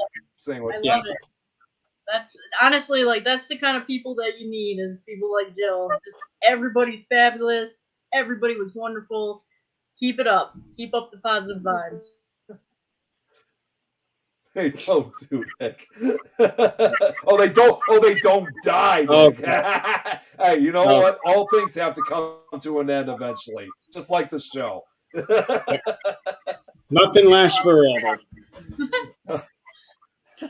So until next week, thank you everybody for playing along. And I'll see you guys on this show in 2 weeks. But until then, Nick, if it's paranormal or beyond, We got it covered. Good night, everyone. Happy 4th of July. Good night. bye, everybody.